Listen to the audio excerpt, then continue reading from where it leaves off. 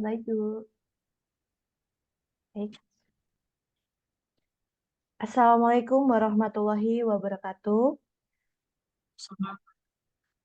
Selamat siang, salam sejahtera bagi kita semua. Om Swastiastu, Namo Buddhaya, salam kebajikan. Yang terhormat Presiden OS Indonesia National Capture Ibu Sri Fatmawati PhD, yang hari ini diwakili oleh Ibu Profesor Dr. Ritmaleni SSI, selaku Koordinator Divisi Akademik OS, serta yang terhormat narasumber kita hari ini, Dr. Diplom Engineer Insinyurita Andini MSc, IPU, dan selamat datang untuk seluruh member Friends OS, pemerhati OS Indonesia, mahasiswa, dan seluruh hadirin. Berjumpa kembali di OS Indonesia Talk Series ke-26, hari ini Rabu 25 September 2024. Perkenalkan, saya Desyana Olenka Margareta dari UIN Sayyid Ali Rahmatullah Tulung Agung. Mohon izin untuk menjadi moderator talk series kita hari ini. Bapak Ibu sekalian, marilah kita panjatkan puji syukur atas kehadirat Allah Subhanahu wa taala yang selalu senantiasa melimpahkan rahmat, taufik, serta hidayahnya, serta pada kesempatan hari ini yang berbahagia ini, kita masih diberikan nikmat sehat, nikmat rezeki, dan dipertemukan dalam acara Talk Series OS Indonesia yang hadir menjadi sumbangsih perempuan peneliti Indonesia untuk membagi ilmu dan penelitian di Indonesia sesuai bidangnya. Hari ini, susunan acara Talk Series kita akan diawali dengan pembukaan, mendengarkan lagu Indonesia Raya, sambutan oleh Profesor Dr. Ritmaleni SSI, pemutaran profil OS Indonesia, dilanjutkan pemaparan materi oleh narasumber kita, dan tanya jawab, pemberian token apresiasi, serta penutup. Baik, Bapak Ibu hadirin sekalian, untuk mengawali acara talk series kita hari ini, mari kita buka dengan basmalah. Bismillahirrahmanirrahim. Acara selanjutnya adalah mendengarkan lagu Indonesia Raya. Mohon sejenak untuk Bapak Ibu sekalian duduk dalam sikap sempurna untuk mendengarkan lagu kebangsaan Indonesia Raya dengan khidmat. Kepada operator dipersilahkan.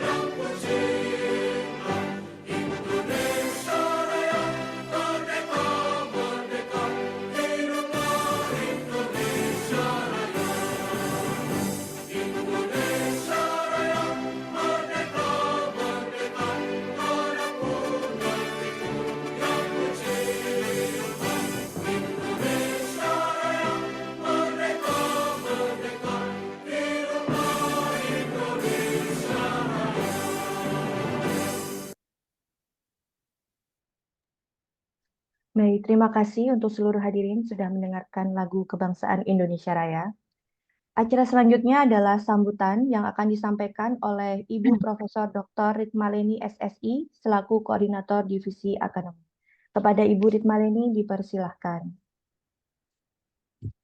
Oke, baik. Terima kasih, Bu Desyana. Assalamualaikum warahmatullahi wabarakatuh. Selamat siang, ibu-ibu semua, dan ada bapak-bapaknya juga ya.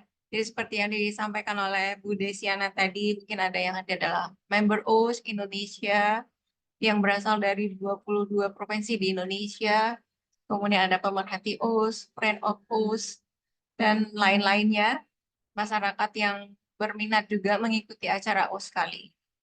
Ya, semoga semua berada dalam keadaan sehat walafiat dan kita diberi semangat yang cukup dan luar biasa untuk bisa mengikuti OS, acara Talk Series OS Indonesia yang ke-26 hari ini sampai selesai nantinya. Pertama, kami sudah mengucapkan selamat datang untuk Bapak dan Ibu semua, serta adik-adik dan mahasiswa juga, seperti tadi pemerhati OS Indonesia juga. Yang kedua, kami juga mengucapkan terima kasih kepada Bu Rita Andini yang sudah bersedia untuk jadi pembicara kita hari ini.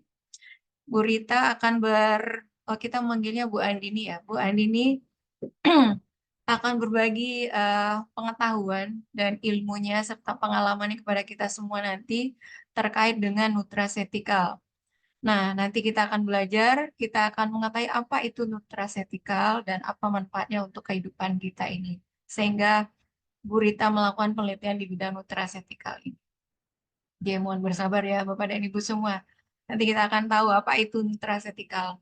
Nah, kemudian kami juga mengucapkan terima kasih untuk Bu Desiana yang sudah bersedia hari ini. Terima kasih sudah meluangkan waktunya di antara kesibukannya yang luar biasa. Ya, tapi semua perempuan di OS Indonesia itu sibuk ya. Banyak itu kegiatannya. Oke, ini Ibu Desiana yang akan memandu acara kita hari ini. Kemudian terima kasih juga untuk panitia-panitia yang di belakang layar. Dan walaupun yang tampil di acara ini hanya Bu Desiana, Bu Andini, tapi untuk acara ini bisa berlangsung dengan baik, kita butuh banyak support dari member OS Indonesia yang bekerja di belakang layar. Dan kita mempersiapkan acara hari ini tidak sejak kemarin, tapi sudah beberapa minggu sebelum ini kita sudah persiapkan. Jadi hadirin yang berbahagia, jadi OS Indonesia ini sudah beberapa tahun sudah menjadi rumah bagi para perempuan peneliti di Indonesia. Jadi kita sangat berbahagia ada OS Indonesia National Chapter, di mana kita dapat berbagi pengetahuan, ilmu, riset, hasil-hasil riset kita.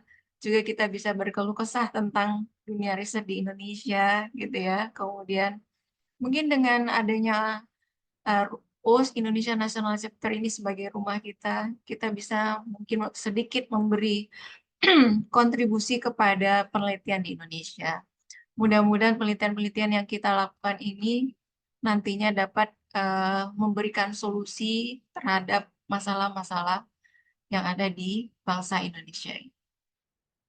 Dan talk series sendiri adalah platform untuk dari OS Indonesia National Chapter dalam rangka kita dapat berbagi ilmu kepada seluruh masyarakat Indonesia, dan kita berharap dengan sharing ilmu ini kita dapat berkolaborasi antara sesama OS Indonesia dan juga perempuan peneliti lainnya yang belum menjadi anggota OS Indonesia National Chapter. Dan kedepannya kita berharap tetap ada semakin banyak perempuan-perempuan Indonesia, perempuan peneliti Indonesia yang mau bergabung untuk menjadi member OS Indonesia. Terakhir kami mengucapkan selamat mengikuti acara OS Indonesia National Chapter Talk Series yang ke-26. Jadi ini sudah dilaksanakan sejak tahun 2021 dan ini sudah yang ke-26 kalinya. Dan mudah-mudahan kita bisa mencapai yang ke-100 kalinya di masa yang akan datang. Dan OS artinya OS Indonesia National Chapter tetap ada gitu ya, tetap kita butuhkan untuk kita bisa saling berbagi cerita. Itu aja. Terima kasih. Assalamualaikum warahmatullahi wabarakatuh. Waalaikumsalam warahmatullahi wabarakatuh. Terima kasih untuk sambutan dari Ibu Profesor Ritmaleni. Selanjutnya saya akan menyampaikan bahwa sesuai apa yang dikatakan oleh Ibu Profesor Ritmaleni, OS Indonesia saat ini telah berkembang dan didukung oleh ratusan anggota dari berbagai profesi dan juga berbagai partner, berbagai instansi. Dan oleh karenanya, marilah kita mengenal bersama lebih dalam tentang OS Indonesia melalui pemutaran video profil OS Indonesia. Kepada operator dipersilahkan.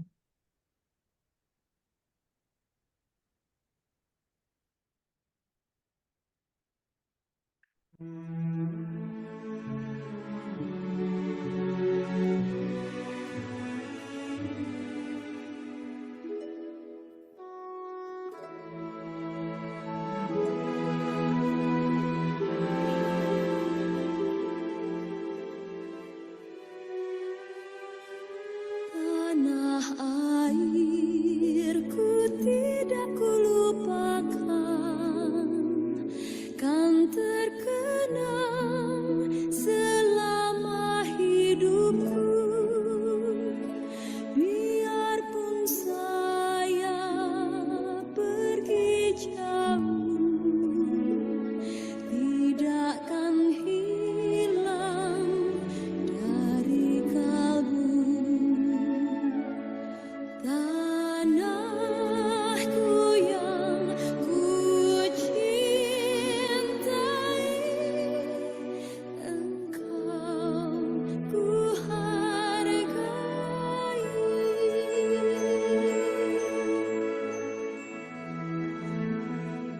Walaupun banyak negeri ku jalani,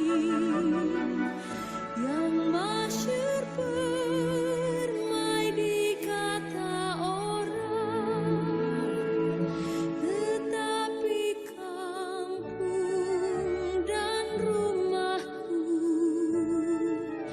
di sanalah ku rasa senang. Tanahku tak kulupakan,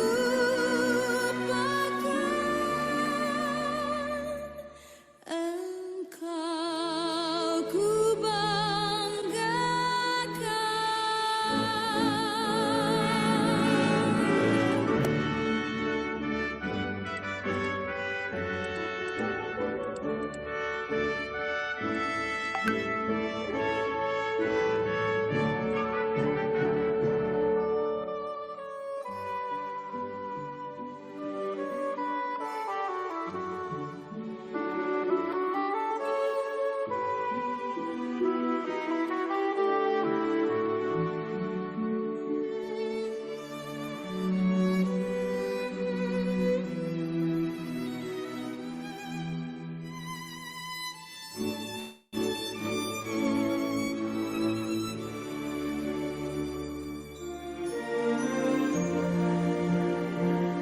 Tanah airku tidak kulupakan, kan terkenang selama hidupku. Biarpun saya pergi jauh, tidakkan hilang dari kalbu. Tanahku yang ku cintai,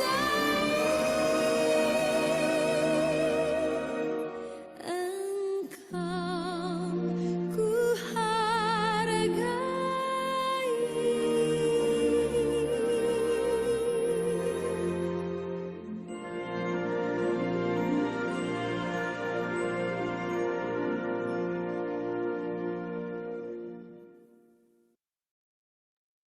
Baik, demikian tadi video profil dari OS Indonesia.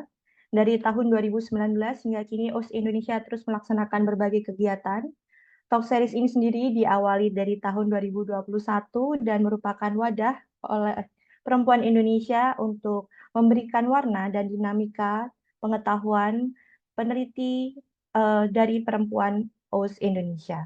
Baik, Bapak, Ibu, hadirin sekalian, selanjutnya menuju acara berikutnya adalah sesi pemaparan materi dari narasumber kita yang luar biasa. Hari ini telah hadir Ibu Dr. Diplom Engineer Insinyurita Andini MSc yang hari ini akan memberikan ilmu tentang Assessment of Nutraceutical Plant from Aceh Jernang atau Daemonoropes SPP prior to their utilization. Sebelumnya saya akan membacakan CV narasumber kita hari ini, Ibu Dr. Diplom Insinyurita Andini MSc, pada tahun 2022,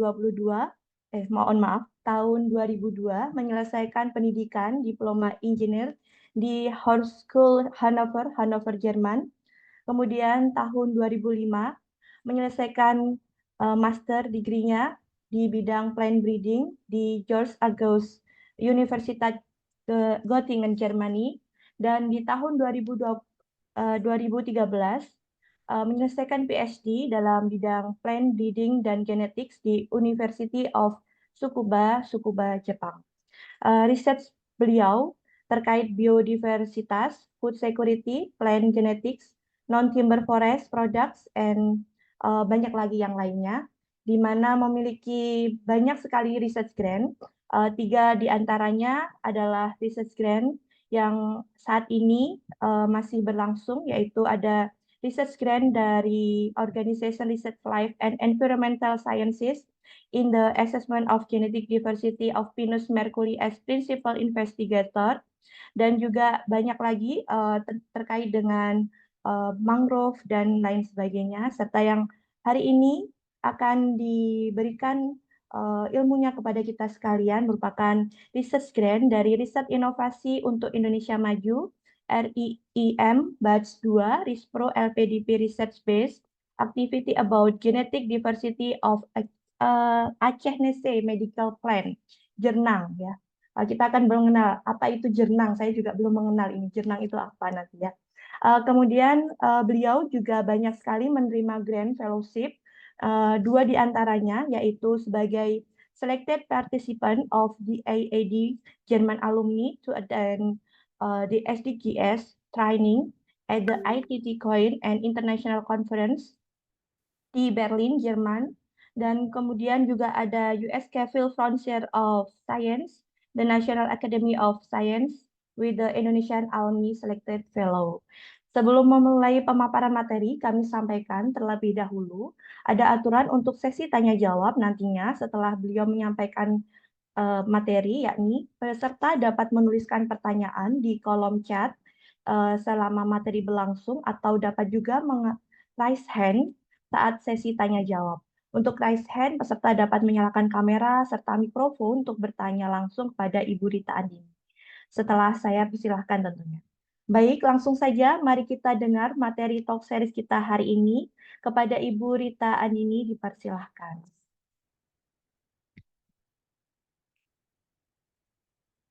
Baik, terima kasih Bapak Ibu semua. Mohon izin Mbak, apa suara saya sudah terdengar Mbak Desyana? Terdengar, Bu. Sudah ya, baik.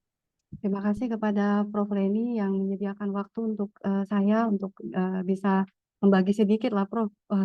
Mungkin kalau belajar kayaknya nanti saya jadi malu. Juga untuk teman-teman di sini terima kasih atas kehadirannya, menyediakan waktu. Tentunya juga teman-teman host yang di belakang layar. Saya berikan apresiasi setingginya bahwa diberikan juga kami saat ini kesempatan. Baik, mungkin untuk mempersingkat waktu, saya izin share slide saya, kalau boleh. Udah kelihatan Bapak Ibu slide saya mungkin? Sudah. Iya, baik. Ya, Mbak Desyana, kalau boleh izin, saya diberi waktu berapa lama ya? Biasanya 20 menit, sebanyaknya, Bu. 20 menit ya Mbak ya, biasanya 20 menit. Biasanya 60 menit ya Ibu ya. Oh, sama juga ya, baik. Sebentar, saya izin membagi sedikit, mungkin bukan jadi guru ya, karena kita semua di sini juga rata-rata juga dosen, pendidik, atau ilmuwan, juga Ibu moderator. Mungkin lebih kayak sharing kegiatan aja gitu ya. Jadi juga mohon jangan terlalu serius. Judul Bu Rita, yang sebentar ini di slideshow gitu gimana ya? Satu layar gitu bisa nggak? sebentar ya. Bisa kelihatan Bu Prof. Oke. Leni? Ya, Sip. maaf Ya, ya mungkin. udah. Baik, mungkin ini titel saya Assessment of Nutraceutical Aceh Journal atau Daemonoropes. Betul, seperti tadi Mbak Desyana bilang, banyak yang kurang ngeh ya gitu, apa sih jernang? Tentu aja kesempatan saya kali ini bukan hanya saya sendiri, tadi seperti Prof. Leni juga bilang, banyak tim-tim dan orang-orang di belakang saya yang tentunya bekerja dan membantu. Baik, mungkin ini aja sedikit diskusi. Mohon maaf kalau saya ngomong terlalu cepat atau apa, tolong nanti diingatkan saja. Hari ini mungkin saya membuka presentasi dengan 6 poin aja, yaitu pembukaan. Apa sih definisi dari Dragon's Blood? Itu kalau arti namanya sedikit ngeri ya, ibu-ibu, darah naga. Cuman orang Aceh di sini atau di Sumatera memanggilnya jernang, atau lebih tepatnya kalau orang biosistematika membilangnya rotan. Jadi sejenis rotan tanamannya seperti palem-paleman, seperti ibu-ibu dan bapak lihat di kiri bawah, itu lebih seperti rotan, tetapi beda penggunaan. Rotan yang kita kenal itu lebih untuk bahan furniture ya bapak ibu. Tetapi ini lebih penggunaan di buahnya. Nah, mungkin ini 6 poin yang nanti saya coba bahas atau sampaikan pada siang hari ini. Nah, buahnya ini menariknya menyerupai seperti salak, hanya saja ukurannya mungkin sebesar jari kelingking orang dewasa. Nah, kenapa dibilang Dragon's Blood atau Daimonoropes? Saya baca di literatur itu dari bahasa Yunani, dari kata dragon dan raps. Artinya, mohon maaf ini Bapak Ibu, tanamannya menyerupai setan, alias tidak cantik. Jadi bisa dibayangkan mulai dari ujung kepala sampai ke dasar akar itu semua berduri. Dan durinya itu tajam-tajam sekali. Karena saya juga sempat berdarah waktu ngambil sampelnya. Nah, benar-benar seperti darah. Nah, ini adalah bahan aktif yang banyak diinginkan di dunia industri farmasi, terutama farmasi Cina. Bisa dilihat sementara, terlihat yang kualitas tinggi dengan yang kualitas rendah. Nanti saya bicara sedikit juga, sayangnya petani atau pengumpul jernang yang ada di Sumatera itu kebanyakan baru tahap yang kanan. Mungkin nanti teman-teman dari ahli analitik kimia atau kimia organik bisa membantu ya bagaimana bisa memperbaiki sistem ekstraksi. Izin saya mengambil gambar tentu saja dari internet. Mohon maaf, Prof. Leni, saya mungkin juga bukan ahli nutraceutical karena Prof yang bidang farmasi. Tetapi di juluki nutraceutical karena tanaman ini memiliki manfaat farmasi. Kebanyakan sekarang digunakan sebagai krem, baik krem muka atau juga sebagai suplemen. Baik, ini mungkin sedikit biar ini ya, karena siang kita agak ngantuk ya, atau mungkin lelah. Tadi pagi mungkin banyak yang udah pergi mengajar. Mungkin saya harus membuat seperti kayak apa ya, kayak film gitu. Kita sudah tahu di sini bahwa sebagai orang biodiversitas bahwa Indonesia memiliki kekayaan biodiversitas terbesar kedua setelah Brazil, dan ini sangat kita banggakan ya di dunia internasional. Khususnya kenapa? Karena kita memiliki hutan hujan tropis yang tentunya memiliki komponen yang juga sangat beragam dari flora, fauna, dan mikroba. Mungkin Bapak Ibu peneliti udah pada tahu semua juga ya. Nah, kebenaran saya setelah pulang sekolah, waktu itu saya kembalinya ke Aceh, walaupun saya sebenarnya orang Jakarta. Nah, sebagaimana kita ketahui bahwa Aceh ini memiliki luasan hutan 4,5 juta hektar. Sebagai informasi ya Bapak Ibu, mungkin ini luasan hutan yang terluas saat ini yang kita miliki di Indonesia, karena sayangnya Papua sekitar 5 tahun yang lalu saya baca sudah mengalami degradasi hutan yang sangat parah. Dan jadi bisa dikatakan di beberapa sumber Aceh itu dikatakan the last frontier of tropical forest in Asia. Mengapa dikatakan pusat biodiversity? Karena menurut sumber dari Iqbar yang merupakan dosen Unsiah juga, itu karena 44% variasi tanaman atau flora dari Indomalaya ada di hutan Aceh.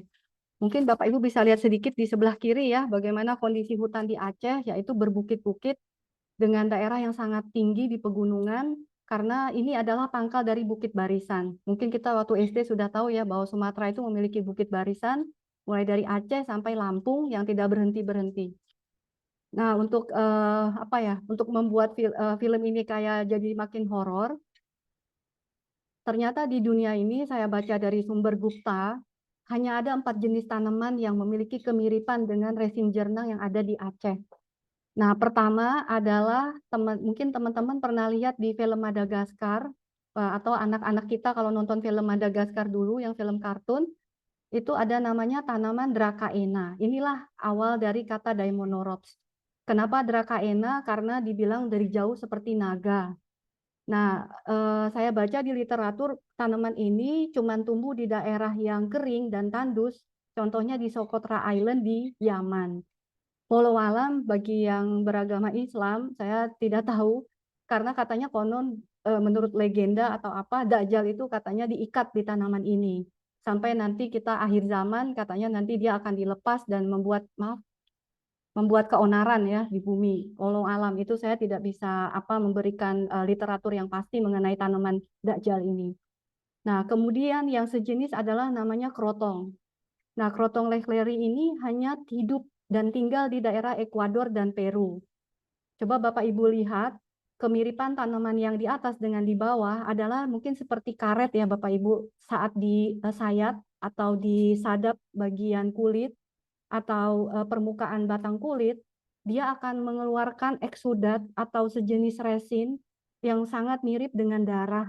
Makanya kenapa disebut mungkin dragon blood. Jadi namanya memang agak agak ngeri gitu ya pertama kali saya baca. Nah, kita sudah melihat hutan di Aceh, terus terang itu hutan tempat kami mengambil sampel Bapak Ibu. Nah, ini salah satu yang kami dapat juga dari internet bahwa dalam perspektif orang Jerman, hutan itu disebut sebagai Das Apotheke der Natur. Artinya mereka di Jerman terus terang kita tidak perlu memperdebatkan di sini. Kebanyakan mereka tidak percaya Tuhan. Nah, jadi mereka menganggap itu adalah anugerah dari alam saja. Jadi semua ini terjadi karena alam. Dan alam itu memberikan obat buat kita, manusia sampai akhir zaman, baik itu kanker dan sejenisnya. Namun sayangnya, karena saya di Aceh, deforestasi di Sumatera berdasarkan salah satu ilmuwan terkenal di Indonesia, Profesor Jatna Supriyatna, mungkin di bidang biologi pernah mengenal atau bertemu beliau. Beliau mengatakan bahwa sejak tahun 1960, tepatnya sejak transmigrasi pada zaman era Soeharto digaungkan, itu Sumatera sudah kehilangan 72% dari total luasan hutannya. Apa implikasinya? Tentu saja deforestasi juga menyebabkan buat kita ini yang mencari tanaman obat-obatan semakin sulit. Berarti ruangan riset kita semakin terbatas ya Bapak Ibu. Nah, mungkin sedikit di pembukaan mengenai Daemonorops yang dikenal sebagai salah satu tanaman etnofarmakologi, baik itu di Yunani, dari asal katanya dari Daemonorops, ataupun bahkan di Cina dan India. Jadi kalau kita dari perspektif sejarah, wilayah yang paling terkenal dengan traditional medicine pasti Cina ya, kemudian India. Nah, yang menariknya, kedua-duanya mengakui bahwa tanaman Daemonorops ini adalah tanaman yang ampuh. Nah, di Indonesia dikatakan ini di literatur jerang atau jerang, ini bahasa lokal di Cina, dan diakui bahwa kebanyakan ada di Sumatera. Nah, nanti mungkin kita bicara sedikit ya dari riset kawan saya nggak tahu kenapa tanaman ini tidak mau tumbuh di tempat lain. Nanti kita bicara sedikit. Nah, Bapak Ibu mungkin sedikit tahu bahwa harga bubuknya ini mungkin lebih mahal dari emas kalau kita kalkulasikan ya. Nanti saya bilang kenapa begitu mahal. Nah, secara umum dari narasumber yang kami kompilasi, tanaman yang sebelumnya yang tadi Dracaena dan krotong itu memiliki 3 senyawa ini. Trimetosifenol, trimetoxibenzen, mungkin Prof. Leni lebih paham nih ya, lebih banyak bergulat di bidang ini. Chlorhexidinic acid, mungkin dari tadi namanya dari krotong, dan corberins. Nah, semua ini dikenal sebagai antibakterial yang sangat ampuh khususnya dalam menyembuhkan luka, kecepatan penyembuhan luka. Nah, bentuknya seperti ini sejak digunakan di zaman dulu. Nah, di Aceh, salah satu yang juga menjadi kebanggaan khususnya buat kita, ada totalnya ada sekitar 121 spesies. Dan hampir semua spesies ini tumbuh di tengah hutan di Aceh. Tetapi tadi Bapak Ibu saya mau memberitahu bahwa daerahnya juga tidak mudah ya medannya. Nah, untuk di daerah Amerika Latin itu disebut, kalau saya pernah baca buku tentang prajurit-prajurit Aztec, itu dikatakan bahwa prajurit Aztec yang ranking tinggi itu akan kalau terluka diberikan obat sejenis darah merah yang disebut dengan sangre de Draco. Sebenarnya ini tanaman krotong yang juga mirip dengan Daemonorops. Nah, berikutnya kenapa memiliki antimikrobial? Saya mencoba mencari sebagai contoh satu jurnal dari luar negeri cukup lama, sudah ada rupanya dari tahun 1982 yang menginvestigasi tentang antimikrobial agent yang ada di tanaman darah naga ini atau disebut resin.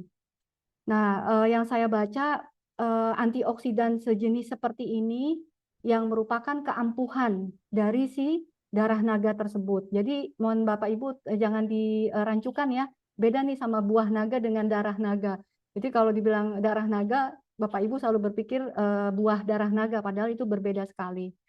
Nah, ada yang terbaru karena daerah ini juga banyak menghasilkan jernang, yaitu di Jambi dan Bengkulu selain di Aceh, mengenai aktivitas antiinflamasi dari resin jernang yang merupakan diterbitkan di Jurnal Indonesia.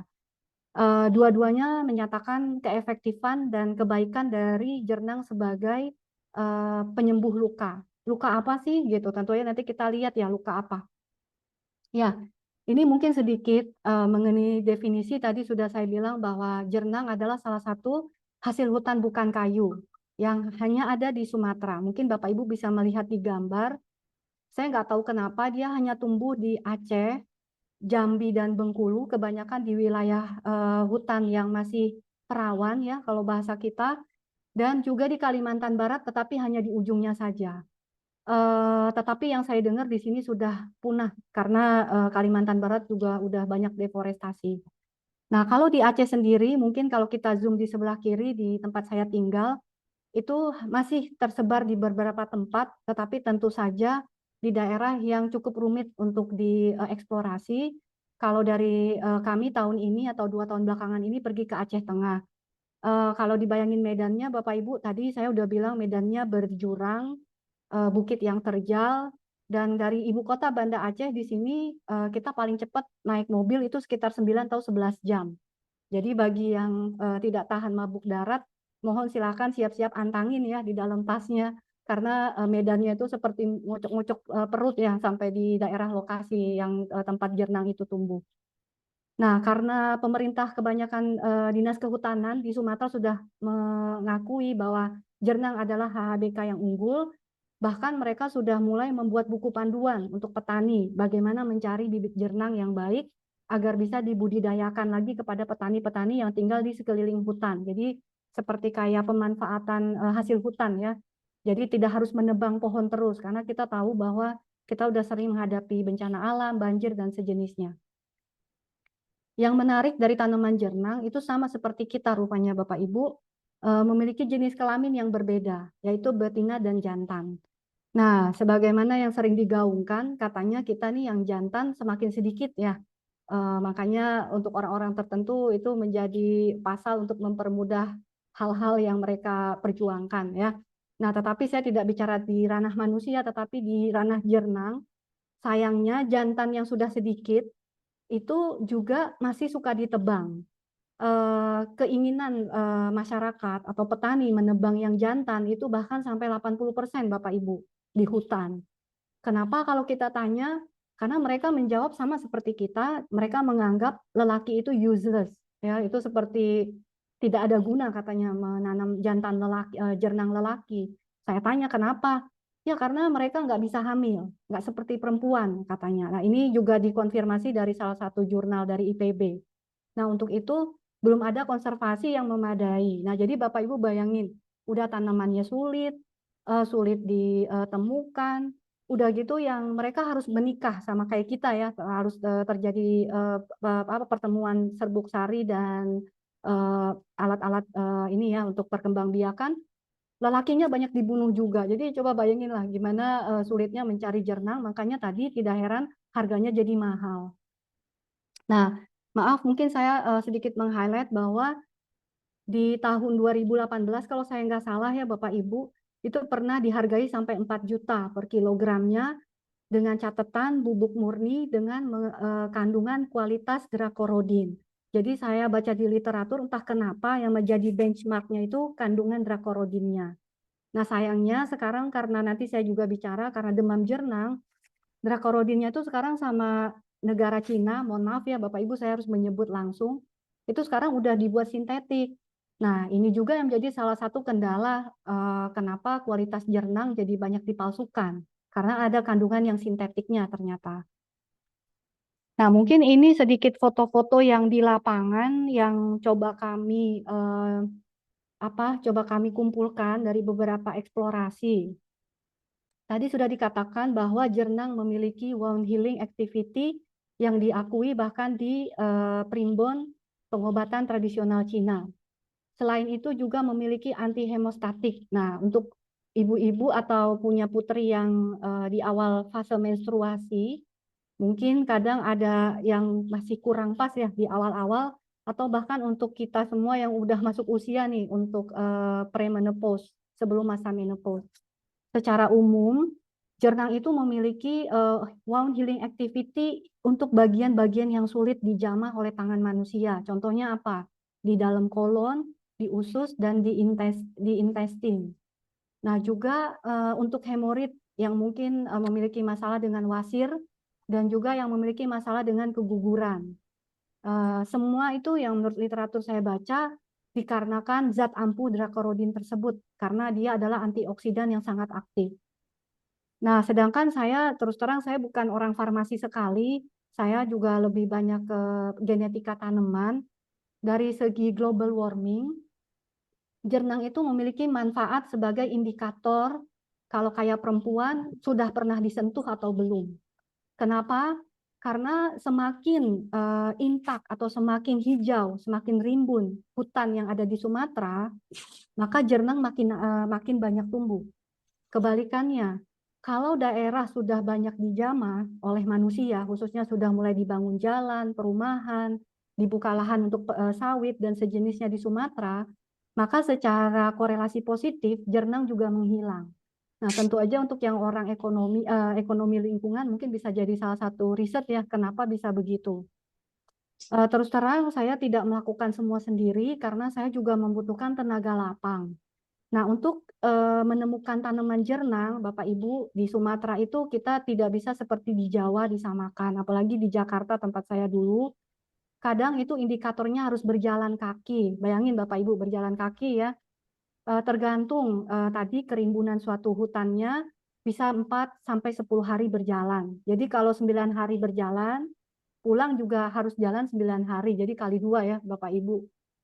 Nah, dari beberapa penelitian kecil yang kami buat dengan dana yang juga terbatas, itu ternyata dari Bapak Ibu bisa melihat ya, jarum-jarumnya ini, duri-durinya yang panjang-panjang, itu merupakan indikator untuk membedakan mana yang betina, mana yang jantan.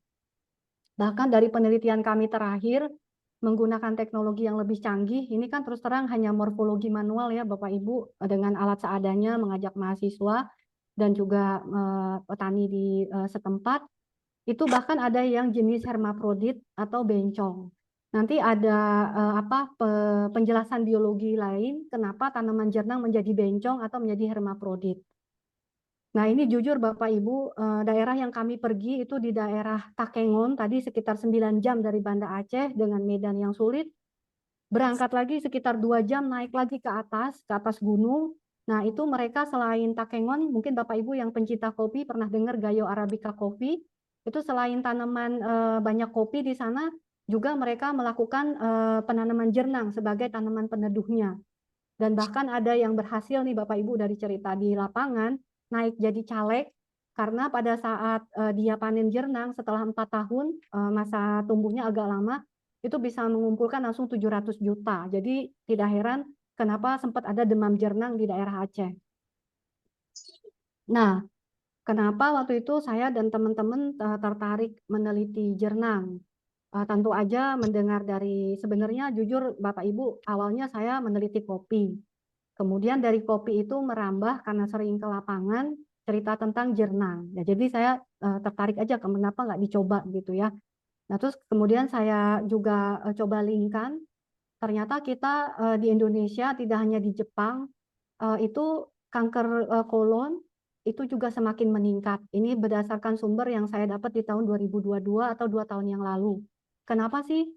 Ya, entah kenapa itu kebanyakan di kaum pria, kebanyakan di daerah perkotaan. Biasanya daerah kayak Jakarta, Bandung, Jogja, Medan. Kenapa? Saya nggak tahu, tetapi dari tulisan para dokter tersebut dikatakan pertama stres. Terus kemudian kurang memakan serat atau fiber, kita lebih banyak mengkonsumsi fast food ya, mungkin yang ahli nutrisi bisa juga memberikan masukan nanti. Dan yang Apa? utama kurang olahraga. Oloran. Aku dia Ya, oloran kok. Takutnya ya. ya, ada sounding ya. Nah, ini entah kenapa memang Jernang sudah diekspor ke Singapura, tetapi rupanya dari Singapura baru lanjut ke Cina, itu dari Aceh mulai dari tahun 1950 dan menjadi incaran dikarenakan kandungan drakorodin tadi yang saya sebut.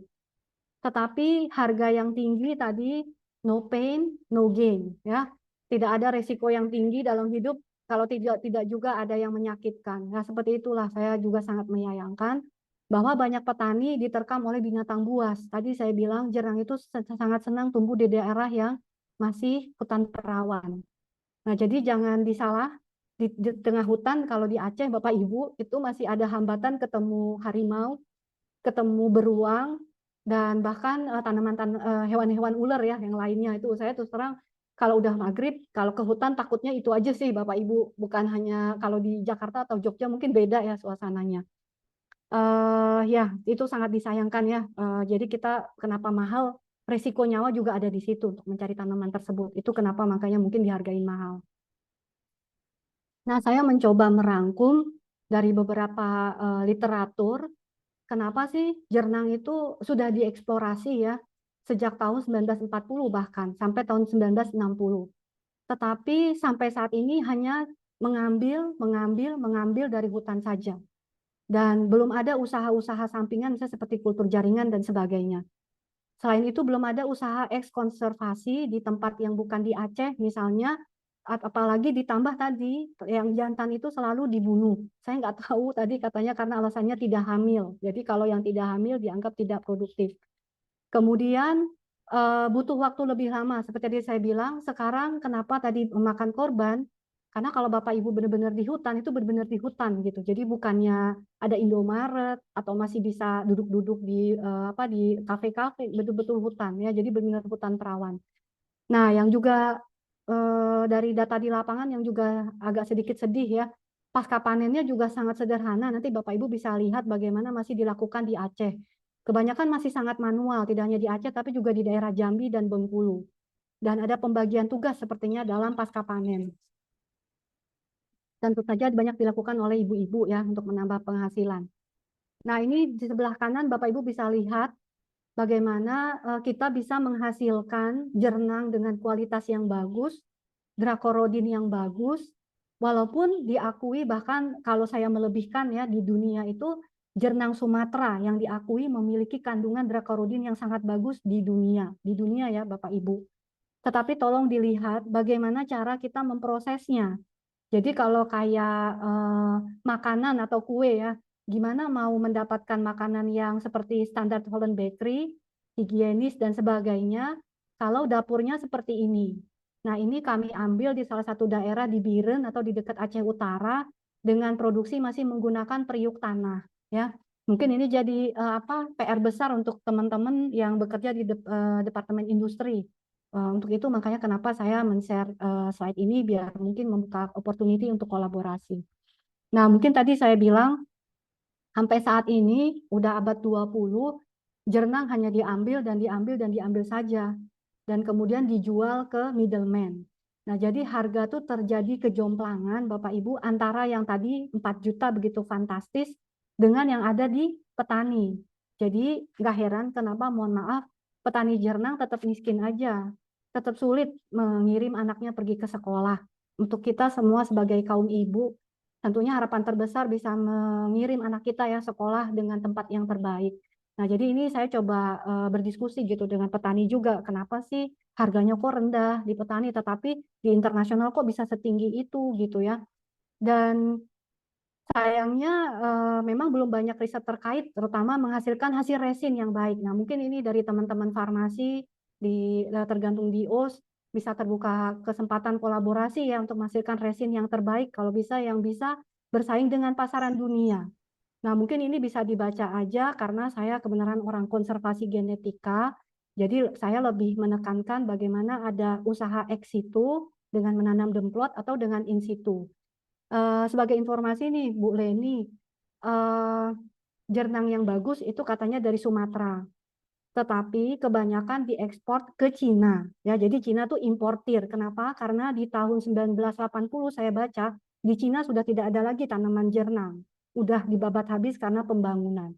Tetapi ini Prof. Leni dan teman-teman yang orang farmasi, kenapa saya jadi tergugah? Terus terang saya tahu medannya sulit ya meneliti jernang. Yang bikin saya jadi sedikit apa ya Bu, marah atau gimana, itu paten satu-satunya untuk pengobatan kanker kolon, kanker-kanker yang bersifat tadi kanker perempuan dan sejenisnya, itu ironinya Bu, dipegang oleh Amerika. Nah, itu menurut saya yang apa ya, kok kayak aneh ya, tanamannya juga susah di Aceh, di Amerika pasti nggak bakal tumbuh, tapi mungkin untuk semangat kita bersama ya sebagai peneliti dari Indonesia atau ilmuwan dari Indonesia atau ilmuwati Indonesia, kenapa patennya hanya dipegang oleh Amerika? Dan kita tahu sekarang di negara maju, ini sebagai ini ya trigger point bersama untuk kita biar berpikirkan bersama gitu. Di Jepang contohnya kita setiap tahun itu waktu saya kuliah dulu harus ikut tes kolon, kanker kolon. Mungkin teman-teman yang kuliah di Jepang ngerasain juga ya, tiap akhir tahun dingin-dingin kita disuruh ngantri gitu di balai kayak di kantor kecamatan, kita harus ngambil sampel untuk kanker kolon. Kenapa? Karena kanker kolon itu semakin banyak di negara-negara berkembang atau yang tingkat stresnya semakin tinggi. Mungkin sama kalau perempuan kanker rahim ya atau ovarium seperti itu. Dan dari cerita bahwa yang paling paten itu obatnya dari jernang Bapak Ibu, karena berdasarkan dari cerita tradisional medicine di Cina. Nah, mungkin itu yang menjadi kenapa kok gitu. Jadi maaf kalau saya bilang kayak kita maaf ya kecolongan di rumah kita sendiri gitu. Jadi Bapak Ibu bayangin kita punya TV yang berharga, tetapi TV itu rupanya yang miliki Amerika. Jadi kita tuh cuma jadi sebagai penonton saja, boro-boro membuat atau memproduksi, padahal bahan-bahannya itu semua ada di negara kita. Nah, itu yang menurut saya terus terang spirit ya, dan yang membuat kita juga miris sekaligus. Nah, mungkin saya terus terang tidak berusaha membandingkan riset saya dengan teman-teman, mungkin saya juga masih banyak kekurangan terus terang. Saya hanya membagi sedikit apa yang coba saya lakukan dengan teman-teman di Fakultas Universitas Syah Kuala, Fakultas Pertanian dan Teknik. Jadi secara umum kami membagi menjadi beberapa tahun. Dan pertama adalah kami mencoba mengumpulkan dulu di lapangan. Tadi medannya sangat sulit ya Bapak Ibu, harus bertemu dengan harimau dan sejenisnya. Kemudian ada teman dari Fakultas Pertanian itu mencoba mengembangkan spektrometri untuk membedakan jenis kelamin. Jadi Bapak Ibu banyak pemalsuan jernang. Karena tadi maaf ya Bapak Ibu, semua orang ingin cepat kaya.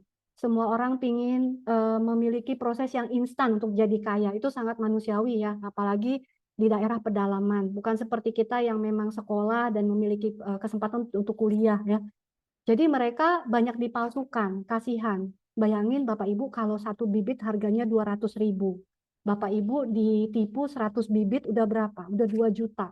Padahal 2 juta itu uang simpenan selama mungkin kita 10 tahun nyimpen uang. Nah, mungkin untuk orang yang banyak bergulat di lapangan, yang bukan hanya duduk-duduk di kopi ya, bisa berpikir bagaimana itu petani merasa miris ya setelah ditipu sama pemalsuan bibit jernang. Nah, jadi kita mencoba bagaimana nih membedakan bibit jernang, karena sama kayak kita, waktu sebelum usia 2 tahun, mereka semua tampaknya mirip kayak pohon palem gitu Bapak Ibu. Jadi kalau misalnya udah dipalsuin, terus setelah 4 tahun ibu tanam di kebun, udah bayar pupuk segala macam, baru sadar bahwa kita ditipu. Coba sedih gak? Nah, jadi banyak ya, satu sisi ini seperti apa ya, satu sisi menjanjikan keuntungan yang sangat besar gitu ya, tapi satu sisi mohon maaf petani kita selalu lagi-lagi dibodohkan. Mohon maaf saya ngomong langsung gitu ya, jadi dibodohkan gitu.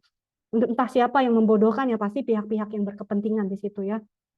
Nah, di sini kami mencoba mengeksplorasi beragam sih genetiknya yang ada di Aceh sebagai representasi di Sumatera. Terus ini juga teman-teman pasca panen. Terus tadi saya bilang mengajak juga bagaimana kalau kita mencoba membibitkan secara artifisial atau dengan kultur jaringan. Nanti ada tantangannya lagi nih Bapak Ibu. Nah, mungkin ini teman-teman yang bisa membuka ruangan bagaimana kita mengeksplorasi senyawa metabolitnya. Mohon maaf, kenapa tanaman asli Indonesia ini adalah yang paling penting menurut saya, kenapa sampai dipatenin oleh Amerika. Itu yang menurut saya sangat disayangkan ya. Ya tentu aja mereka juga punya modal yang besar mungkin satu sisi. Ini mungkin secara statistik, analisis statistik itu biasa dilakukan kalau kita sedang meneliti. Baik, mungkin ini hasil sementara ya Bapak Ibu karena terus terang saya masih struggle hard lah kalau mau jujur. Itu yang sedang kami semua lakukan. Jadi dari mulai mengkoleksinya, mencoba tadi berbicara dengan para petaninya, terus kesempatan ini dengan OS juga mungkin saya mencoba bernetworking sebenarnya lebih ke situ ya. Terus tadi saya udah cerita bagaimana petani itu dipalsukan bibitnya, itu kan sedih ya Bapak Ibu ya. Terus terang menurut saya ini yang paling kejam gitu ya, kenapa bibit dipalsukan. Nah untuk itu teman saya alhamdulillah sudah menemukan patennya bagaimana membedakan tanaman dari berdasarkan spektrofotometer. Terus terang ini riset bagian teman-teman yang lain.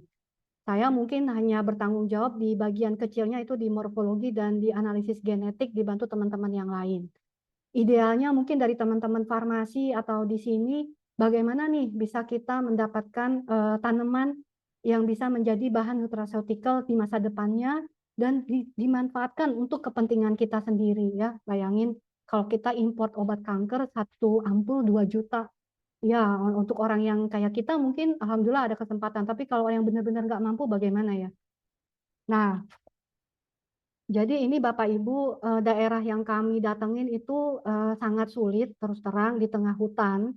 Kemudian bayangin kita menggunakan hanya dengan HP dengan sinyal yang naik turun. Jadi bayangin di ketinggian 2800 dingin, hujan, kalau hujan lagi deras atau angin itu internet sinyalnya mati. Sama sekali nggak bisa. Jadi itu yang kami alamin perjuangan ya bawa beberapa mahasiswa dan sampel yang diambil juga bukan sedikit. Total ada sekitar hampir 600 sampel tanaman kita coba analisis dari daunnya saja untuk membedakan mana lelaki, mana perempuan. Tadi hasratnya bisa membantu sedikit masalah petani dalam masalah pemalsuan bibit. Nah, mungkin ini sebenarnya kegiatan dua kawan saya di Fakultas Pertanian. Jadi dari sinyal yang tadi dideteksi juga dengan penuh perjuangan, mereka berhasil mendapatkan 256 sampel daun yang kemudian dikonekkan yang secara umum saya bukan orang teknik sekali, itu dengan server yang ada di ITB Bandung. Nah, dari situ mereka bisa mendapatkan spektrum dan bisa menentukan mana lelaki, kayak gini kan Bapak Ibu buat kita yang orang awam, buat kita ini semua sama. Nah, dari spektrum yang dikeluarkan itu bisa terlihat mana lelaki, mana perempuan, seperti itu. Nah, ini juga dari pekerjaan teman saya yang lain tentu aja kita mencoba ini bibit jernangnya Bapak Ibu agak berlendir-lendir, nggak tahu kenapa. Dan terus terang Bapak Ibu uang riset mungkin kita juga ngalamin ya di universitas atau di kampus itu sedikit up and down. Mungkin sederhananya itu ya mungkin kita ngalamin. Mungkin beda kalau yang profesor udah established ya. Mungkin yang kayak saya tuh masih harus berjuang. Terus terang ada biaya pribadi yang kita keluarkan karena hanya ingin mencoba bagaimana sih kemungkinan jernang ini bisa dibudidayakan. Mungkin itu spiritnya di belakang itu. Jadi saya patungan sama kawan saya untuk melihat bagaimana kita mengkultur tanaman jernang. Sekali lagi Bapak Ibu juga bukan sukses tingkat kesuksesan hanya 1-2%. Jadi tanaman ini betul-betul highly selective.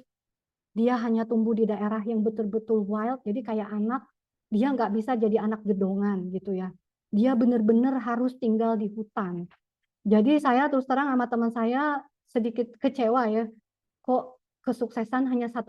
Jadi Bapak Ibu bayangin, belum lagi kontaminasi yang tinggi. Dari 100 bibit yang kita semai, bayar sendiri, beli sendiri, itu hanya 1 yang tumbuh. Tetapi saya baca di literatur, sayang saya belum dapat belum saya attach di sini sumbernya. Rupanya 1-2% itu dianggap sukses, ibu-ibu. Jadi ya begitulah, saya pikir riset itu memang nggak selalu berjalan lurus ya atau berjalan sempurna. Nah, mungkin konklusinya aja dari kegiatan yang kami coba lakukan hampir 24 bulan. Sebagai orang genetika tanaman, maka kita patut berbangga ya sekali lagi bahwa Sumatera, khususnya Aceh, itu memiliki biodiversitas yang sangat tinggi. Kenapa? Kita memiliki masalah di masyarakat, kanker, khususnya di usia produktif ya. Ini nggak lucu sekali gitu kalau usia 40 kita udah banyak kena kanker. Dan untuk saya yang orang lingkungan, deforestasi yang sangat tinggi. Jadi jernang itu makin lama makin sulit dicari. Itu juga salah satu tantangan. Kemudian anehnya Cina, India, Yunani, tadi saya sudah sebut, mengakui bahwa dia memiliki antimikrobial, anti kanker yang sangat baik. Nah, mungkin teman-teman sini juga ngerasain ya, maupun kita pakai lembaga riset atau perguruan tinggi, kita memiliki dinamika. Yang saya alamin itu udah berjalan jauh-jauh, 11 jam, sewa mobil, belum lagi resiko jatuh dari jurang. Tahu-tahu pas sampai lokasi, daerahnya diamuk gajah. Nah, itu sampai masuk Metro TV ya, Bapak Ibu. Dan terus terang nggak ada yang berani masuk ke wilayah itu, karena kalau gajah ngamuk tuh Bapak Ibu jangan coba-coba deh. Jadi kita pulang lagi, udah patungan untuk pergi ke lokasi, kembali dengan tangan hampa. Ya, jadi itulah ikhtiarnya ya, bukan mau ngendumel atau apa, tapi ya itulah usahanya, mungkin terhitung sebagai usaha.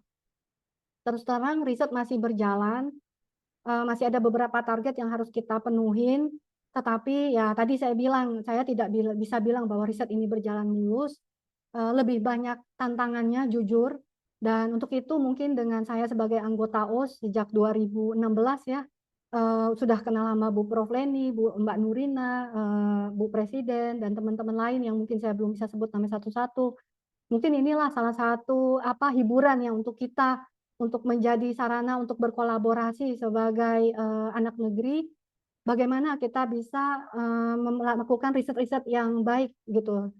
Mungkin itu aja dari saya, Bapak Ibu. Mungkin berikutnya kita bisa lebih kayak sesi tanya jawab dan mungkin saran, itu aja sih Bapak Ibu, tapi bukan untuk menggurui sekali lagi.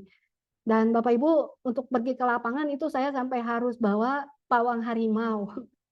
Mungkin Bapak Ibu merasa itu suatu hal yang aneh ya, tapi itu benar-benar loh dilakukan. Jadi mungkin buat kita itu kayak nggak mungkin. Tapi itulah kenyataan kalau kita hidup di daerah tertinggal, terutama di daerah yang masih perawan ya seperti di Aceh. Mungkin sedikit itu dari saya, Bu Leni dan Mbak Nurina dan Mbak Desana. Selanjutnya mungkin lebih ke sesi tanya jawab aja. Mohon maaf sekali lagi atas segala kekurangan dari slide yang telah kami tampilkan. Terima kasih. Baik, terima kasih Ibu Andini. Sangat menarik sekali ya. Silahkan monggo kalau ada dari para hadirin sekalian, kalau ada yang ingin ditanyakan mungkin dari apa yang sudah diceritakan dan disampaikan oleh Ibu Andini terkait tadi ya, bagaimana kita sangat kagum sih kalau saya ya, khususnya saya pribadi kagum dengan apa namanya, dari mulai motivasi risetnya hingga yang sudah dilakukan hingga perjuangannya, walaupun belum selesai ya Ibu ya, masih berlangsung, masih berlanjut, di mana ini apa namanya, perjuangan mencari sampelnya saja sudah sebegitu berdarahnya sama dengan ini ya apa namanya buahnya gitu ya. Saya sendiri sih kalau misalkan membayangkan gimana Acehnya itu insya Allah sudah bisa kebayang karena tahun 2021 apa 2022 ya saya sempat ke Aceh waktu itu waktu COVID Bu. Jadi Oh iya. waktu COVID itu saya ada tugas ke Aceh dan itu aduh dari atas saja naiknya pesawat ini pesawat yang apa ATR itu loh. Nah Itu pengalaman pertama saya naik pesawat ATR ke Aceh dengan perjalanan dari Jawa Timur kan. Dari Jawa Timur, Surabaya, Medan, kami harus transit. Terus habis itu Medan Aceh ditempuh pakai pesawat ATR itu dalam kondisi hujan lebat gitu. Itu sudah menurut saya datang nyampe Aceh aja udah takut duluan karena itu apa ya cuaca di sana juga sangat ini ya Bu ya nggak menentu gitu kadang tuh terang gitu Iya, kadang tuh iya. langsung tiba-tiba langsung badai gitu maksudnya itu apa ya kayak apalagi kalau misalkan musim hujan itu waktu saya itu ke sana waktu musim hujan jadi ya itu kelihatannya terang aman gitu terus Hmm. tiba-tiba beberapa menit kemudian langsung ini hujan besar gitu. Nah, jadi kayak kalau diceritain itu baru di ininya ya, Bu ya. Saya kan cuma di Banda Acehnya, maksudnya baru di Banda Acehnya saja sudah begitu. Kalau di dalam hutannya pastinya lebih lebih ini lagi lah. Saya percaya banget itu. Ini bisa membayangkan seperti apa gitu. Jadi pengalamannya oleh Bu Adini tadi luar biasa sudah diceritakan kepada kami. Mungkin kalau misalkan boleh tahu Bu, itu kan tadi cerita pengambilannya itu seperti itu ya sampai pakai pawang harimau sekalian gitu ya. Nah, memangnya kalau misalkan itu tadi kalau yang jenang itu tadi ya Bu ya, itu kan dia itu tumbuhannya semacam tumbuhan pohon gitu atau Iya. apa namanya kayak rotan gitu ya? Lebih kayak palem sih Mbak, kayak Oh, palem. palem. Oh ya ya Tapi palem. Tadi kan kayak ada palem. gambarnya Pak. Enggak, Heeh. maksudnya buahnya itu. Buahnya itu apa nempel-nempel gitu atau bagaimana gitu, Bu? Kayak batang gitu loh Mbak. Jadi kayak batang di Oh, antara palem. ya. Satu batang itu mungkin bisa sampai 200 biji Mbak. 200 kayak salak kecil-kecil Jadi segede gini. kecil-kecil tapi nempel di batang Iya. palem gitu ya. Terus agak gimana kenapa dia rupanya kenapa pada saat saya ke lapangan tuh Mbak ya. Kenapa dia semua berduri. Jadi bayangin kayak Ya. manusia fisiknya tuh jelek banget gitu ya Mbak. Tapi sebenarnya hatinya baik gitu. Itu rupanya karena dia Mbak nggak bisa berdiri. Makanya Oh, kenapa dia disebut secara biologi liana. Liana tuh siapa di sini mungkin yang namanya liana. Liana iya. artinya dia nggak bisa berdiri seperti manusia, Mbak. Dia Oh, harus selalu memanjat dan ada ya. tanaman pokok di kiri kanan yang menyebabkan dia bisa bersandar kayak tongkat gitu loh, Mbak. Kalau enggak dia Oh, langsung ambruk. langsung ambruk gini ya. Iya, makanya Oke. kenapa dia semua berduri. Jadi karena berduri itu sebagai kayak paku untuk Oh, dia mengaitkan dirinya. Iya. hmm, jadi Dan kayak tingginya. ini ya kaki-kakinya dia Iya gitu. gitu dan tingginya tuh Mbak bisa sampai bahkan yang paling dalam yang Mbak pernah saya temuin itu bisa sampai hampir 18 meter. 18 meter. Wah, Mm-mm. waktu ngambil itu berarti kita harus manjat gitu juga ya, Bu? Ih, saya terus terang kalau udah setinggi itu nggak berani Mbak karena Iya. jarumnya tuh durinya tuh Mbak sepanjang Ya. batang sekujur tubuhnya tuh maaf ya Iya. lebih panjang dari bisa sampai 10 cm saya ukur. Oh, Jadi astaga. bahaya gitu loh Mbak. Jadi selain medannya bahaya, tadi banyak hewan-hewan buas, tanamannya sendiri juga bahaya Mbak. Jadi udah komplit ya semua. Iya. Apa namanya? Tapi kalau misalkan boleh tahu, Bu, itu kan misalkan buah kan biasanya kalau apa namanya sudah matang gitu kan dia Iya, jatuh ya. iya, Itu iya. apa nggak bisa jatuh terus yang jatuh-jatuh aja dipungutin, dimanfaatkan gitu? eh Kalau yang saya dapat dari informasi petani ya Mbak, kalau dia udah jatuh memang bagus. Kayak kita mangga ya Mbak ya, yang ranum itu kan jatuh sendiri ya Ya. otomatis mateng di pohon. Masalahnya kan Mbak, waktu diambil itu kan mereka langsung diproses dengan tadi kan Mbak yang saya lihatin ya sederhana banget pakai periuk. Iya. Itu pada saat diproses secara sederhana itu dracoroidinnya udah menurun Mbak. Jadi ada grafik saya baca seperti log itu makin menurun kualitasnya. Jadi harus benar-benar bawa orang yang tahu benar kapan dia ranum, terus dipotong di pohon dan dikerjain langsung di hutan. Jadi dikerjain langsung di hutan Mbak, ditumbuk gitu. Bukan dibawa dulu misalnya ke pabrik atau kemana seperti kelapa sawit misalnya Mbak ya. Ya. Enggak seperti itu. Jadi masih sangat apa ya Mbak ya? Sangat barbar ya atau sangat tradisional sekali gitu dalam bayangan saya atau dari yang saya lihat gitu. Jadi apa namanya kayak ini ya, memang masih dalam skala pemanfaatannya juga masih tradisional, buahnya Iya, juga perlu selektif yang apa ya istilahnya dalam khusus khusus usul gitu ya. iya gitu. Jadi terus terang Mbak, kalau mau jujur risetnya sulit gitu kalau menurut saya ya. Apalagi apa dia nggak bisa Mbak. Jadi kan saya pikir gini, kalau kita bisa ambil bibit di hutan gitu kan Mbak, terus kita perbanyak, apakah diperbanyak dari, Mbak bayangin kayak palem, kita potong-potong gitu kan Mbak, terus kita Ya. masukin ke polybag. Iya, Atau tadi ide dari kawan saya pakai kultur jaringan. betul Itu jaringan. kan menurut saya meminimalisir nyawa yang hilang ya kan Mbak, Iya, logikanya. Nggak harus iya, berbulan-bulan di tengah hutan atau iya, bawa pawang harimau gitu kan.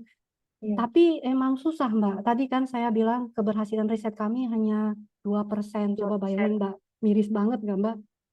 Tapi itu sudah luar biasa Ibu. Seperti Ibu Mulyaningrum ini, penelitian yang sangat menarik. Beliau menyampaikan ya Bu ya ini di kolom chat, penelitian yang sangat menarik dan punya novelty yang bagus. Semoga ada penelitian lanjutan dan makin sukses Bu. Iya, Amin terima saya. kasih. Tentu aja Ya, ini bagi sedikit pengalaman tinggal di pengalaman. daerah yang Dan sulit ya mungkin di Bapak bisa Ibu. ini ya, sharing atau kolaborasi nanti Iya, ya. betul, betul, betul. Ini di kolom chat juga ada pertanyaan Ibu. Izin bertanya apabila kita, dari Cindy, izin bertanya apabila kita ingin membudidayakan tanaman jenang di Pulau Jawa, bagaimana? Apakah bisa gitu ya? Tadi kan disampaikan sedikit ya, tadi hanya di Sumatera gitu. Nah, kalau misalkan bisa, mungkin apa selain pakai tadi ya yang kultur jaringan, lalu mungkin sudahkah ditemukan ininya apa namanya? Mungkin pakai langkah apa kalau misalkan tidak bisa itu kira-kira alasannya apa ya Bu gitu ya? Iya, maaf Mbak, tadi kan tanamannya ini ya mungkin yang relevan ya Mbak ya. Iya, Udah terlihat belum? Iya. Tanamannya sih Mbak sebenarnya lebih mirip palem, ya kan? Bapak Ibu udah bisa lihat ya. Tapi iya. bayangin palem, tapi di sepanjang daunnya itu duri semua. Itu aja sih perbedaannya. Semuanya duri. Jadi hati-hati, Bapak Ibu disarankan pakai sarung tangan ya tiap bekerja. Saya nggak tahu ya. Terus terang saya belum pernah membawa tanaman ini ke Jawa. Iya. Tetapi tadi di level misalnya ada peta di Aceh, saya kasih mungkin tadi ya. Di mana ya tadi? Peta di Aceh itu hanya level dari Aceh Tengah ke Banda Aceh, mungkin Mbak Desiana udah ke Banda Aceh kan yang Ya, Singgi sudah Layang. sampai Banda Aceh saja. Iya, itu bibitnya tuh ini Mbak butuh perlakuan khusus, sederhananya gitu. Bibitnya tadi seperti ini sih, dia berlendir-lendir. Jadi harus ini ya Bapak Ibu Oh, bayangin, Bapak Ibu bayangin seperti salak. Pasti kita pernah makan salak kan? ya, salak, Eh, bijinya salak gitu. Nah, bijinya salak yang bagian kuning krim itu itulah resinnya yang dihargain dalam dunia farmasi. Seperti Jadi salak ya Bapak Ibu. jadi sangat sedikit sekali ya Bu ya. Waktu kan di itu kalau misalkan salak kan harus dikerok gitu kan ya. Iya, Sangat nah itu baik nggak segendut salak lah Mbak ya, tapi pokoknya seperti ah, salak. iya. Dibilangnya apa fruit endosperm fruitnya itulah yang dihargain dengan resinnya yang seperti emas katanya. Nah bijinya itu kalau kita mau propagasi itu kayak biji salak di tengah kan, tapi dia lebih berlendir-lendir gini loh Mbak. Dia lendir-lendir, terus Ini nanti diambil dari mananya Bu? Dari apa namanya bijinya itu ya? iya Maksudnya setelah kan buah, buah terus resin, ada resinnya, kemudian dari bijinya. iya resinnya kan udah dibuang tuh Mbak atau udah Ya digulung. dimanfaatkan. Ah, Terus ini ah. yang dalamnya itu ya kayak Iya, salak. heeh. Tapi kalau jujur di Tokopedia kami sempat bikin perbandingan nih Mbak.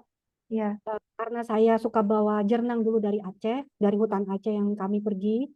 Mbak Nurul ini kan apa kadang lama ya nunggu. Jadi beliau inisiatif membeli bibit jernang di Tokopedia. Jujur nih Bapak Ibu. Jadi kami mau mencoba membandingkan gitu dengan yang ada di Tokopedia. Mungkin dari Jawa Timur katanya malah Mbak Des Jawa Timur. Maksudnya di itulah Jawa Timur gitu. Setahu saya Jawa Timur sudah tidak punya hutan yang ini itulah seperti iya Aceh tapi kan punya gitu. namanya juga orang jualan kan Mbak Iya, usaha iya. ya. Nah itulah Mbak Nurul ini mencoba menanam yang saya bawa dari Aceh di pedalaman dengan yang di Jawa. Tentunya kata beliau itu dengan tanpa atau dengan hormon ada perbedaan sih Mbak. Yang di Jawa Timur itu kelihatan lebih apa ya Mbak ya? Lebih seperti palem beneran gitu. Enggak tadi seperti semua tubuhnya tuh kayak kita berduri gitu. Enggak. Kata Iya. kata Mbak Nurul yang berusaha menanam. Jadi Hmm. katanya memang dia bilang, Mbak, kayaknya saya nggak perlu lagi deh beli yang dari Tokopedia atau dari Shopee karena nggak dari apa pengamatan beliau takutnya sama Mbak terjadi pemalsuan bibit itu. Bibit. Iya, Iya. tadi Mbak demam jernang ya karena orang pingin cepat kaya secara Bibit. instan gitu. Iya, Jadi apa namanya bibitnya pun dipalsukan gitu ya. Iya, iya. Oke, ini ada lagi dari Mohzaha Faizul Mutaki. Tanaman jernang tadi dikatakan hanya hidup di hutan yang masih perawan. Jadi saya dapat berhipotesis bahwa faktor cuaca sangat berpengaruh atau sangat mempengaruhi dalam pertumbuhan jernang. Kalau kita tinjau dari sudut pandang suhu rata-rata di setiap provinsi itu hampir sama. Lalu apa yang menyebabkan jernang ini sulit tumbuh hanya di apa tumbuh di daerah lain gitu. Selain mungkin faktor cuaca tadi ya, Bu ya. Ini mungkin ke lebih itu, apa namanya? Eh, mungkin Apakah kalau ada faktor cuaca gitu ya? tadi sebentar Mbak ya. Saya tadi ada share tentang hutan di Aceh. Iya, Mungkin dari kalau saya prediksi kondisi tanah, tadi iya, kan Mbak, tanah di Jawa Timur mungkin udah banyak terkontaminasi ya iya, dibanding tanah di daerah pedalaman. Itu mungkin kedua, kelembapan Mbak, kelembapan di sekitar humidity, relatif humidity-nya. Karena tadi seperti saya sudah cerita pengalaman kami dengan Mbak Nurul, di lab aja dia juga nggak mau tumbuh Mbak. Padahal lab kan lebih terkontrol ya Mbak ya. ya lebih Apa bisa dikontrol. relatif humidity misalnya udah kita setel 60% gitu kan Mbak. Ya, Temperatur misalnya konstan pakai AC 24 derajat misalnya gitu kan ya, Mbak. ya. Justru dengan kondisi gedongan kayak di lab gitu, dia malah nggak tumbuh, nggak mau malah. Hmm, Itulah jadi tanamannya ini sendiri kayak masih penuh misteri gitu loh Mbak, masih penuh iya, teka-teki juga kayaknya. Jadi mungkin risetnya jadi sedikit ya gitu ya. lah. Minta perhatian lebih khusus Iya. gitu ya. Gitu. Kalau misalkan padahal kalau diperhatikan kalau di lab itu sudah sangat penuh Mm-mm. perhatian gitu ya. Tapi Iya, iya. ternyata dia tidak suka diperhatikan gitu. Enggak, enggak suka Dia inginnya hidupnya liar gitu Iya. mungkin. Gitu ya Bu ya mungkin ya. Oke, ini ada pertanyaan lagi dari Ibu Atbaul Fauzia. Dari Ibu Atbaul Fauzia. Eh, izin bertanya untuk hasil studi jaringan tadi, apakah sudah berhasil diaklimatisasi? Apabila sudah berhasil, bagaimana kondisi yang cocok untuk aklimatisasinya, baik dari media tanam, suhu, dan faktor abiotik lainnya? Kemudian dari segi taksonominya, apakah jenang ini masih satu famili dengan palem ya, Bu?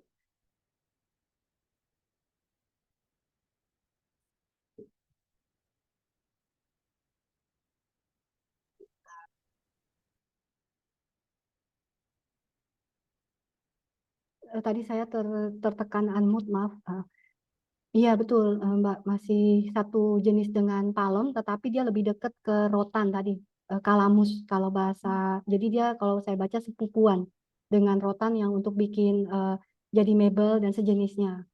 Tetapi kebutuhan untuk lingkungan yang lembab itu lebih harus optimal di Jernang dibandingkan rotan. Karena kan Mbak, rotan udah kalau tanaman hutan dia udah bisa di bagian yang tersier Mbak ya, hutan tersier, nggak harus hutan primer lagi.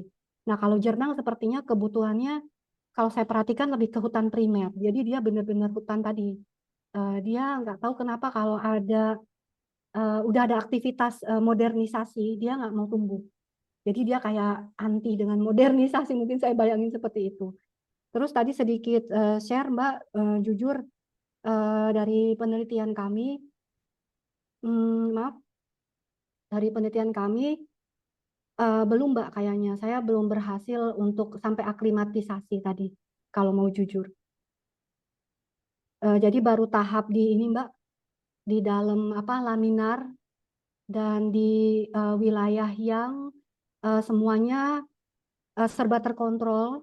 Tetapi itu pun tadi Mbak, saya mengakui jujur kesuksesan juga masih sangat rendah. Terus terang saya juga ada mencoba di sini. Saya coba ini bibit yang Bapak Ibu kelihatan ini apa slide saya. Iya, Mbak. Kelihatan, Bu. Saya coba juga dengan mahasiswa saya itu bibit yang lendir-lendir ini saya coba bikin 3 perlakuan. Mungkin karena dia nggak suka di lab, mungkin dia suka misalnya kalau saya semai aja gitu Mbak. Saya modal apa beli kayak plastik box. Terus saya bagi perlakuan A, perlakuan B, perlakuan C gitu kan Mbak ya. Hmm. eh dengan perlakuan yang semi liar gitu loh Mbak ya, semi liar juga tingkat keberhasilan juga maksimum 4% Mbak Deswana. Jadi memang mungkin terus terang saya dan teman-teman belum apa ya Mbak bahasanya belum dapat kuncinya gitu, belum dapat primbonnya di mana gitu.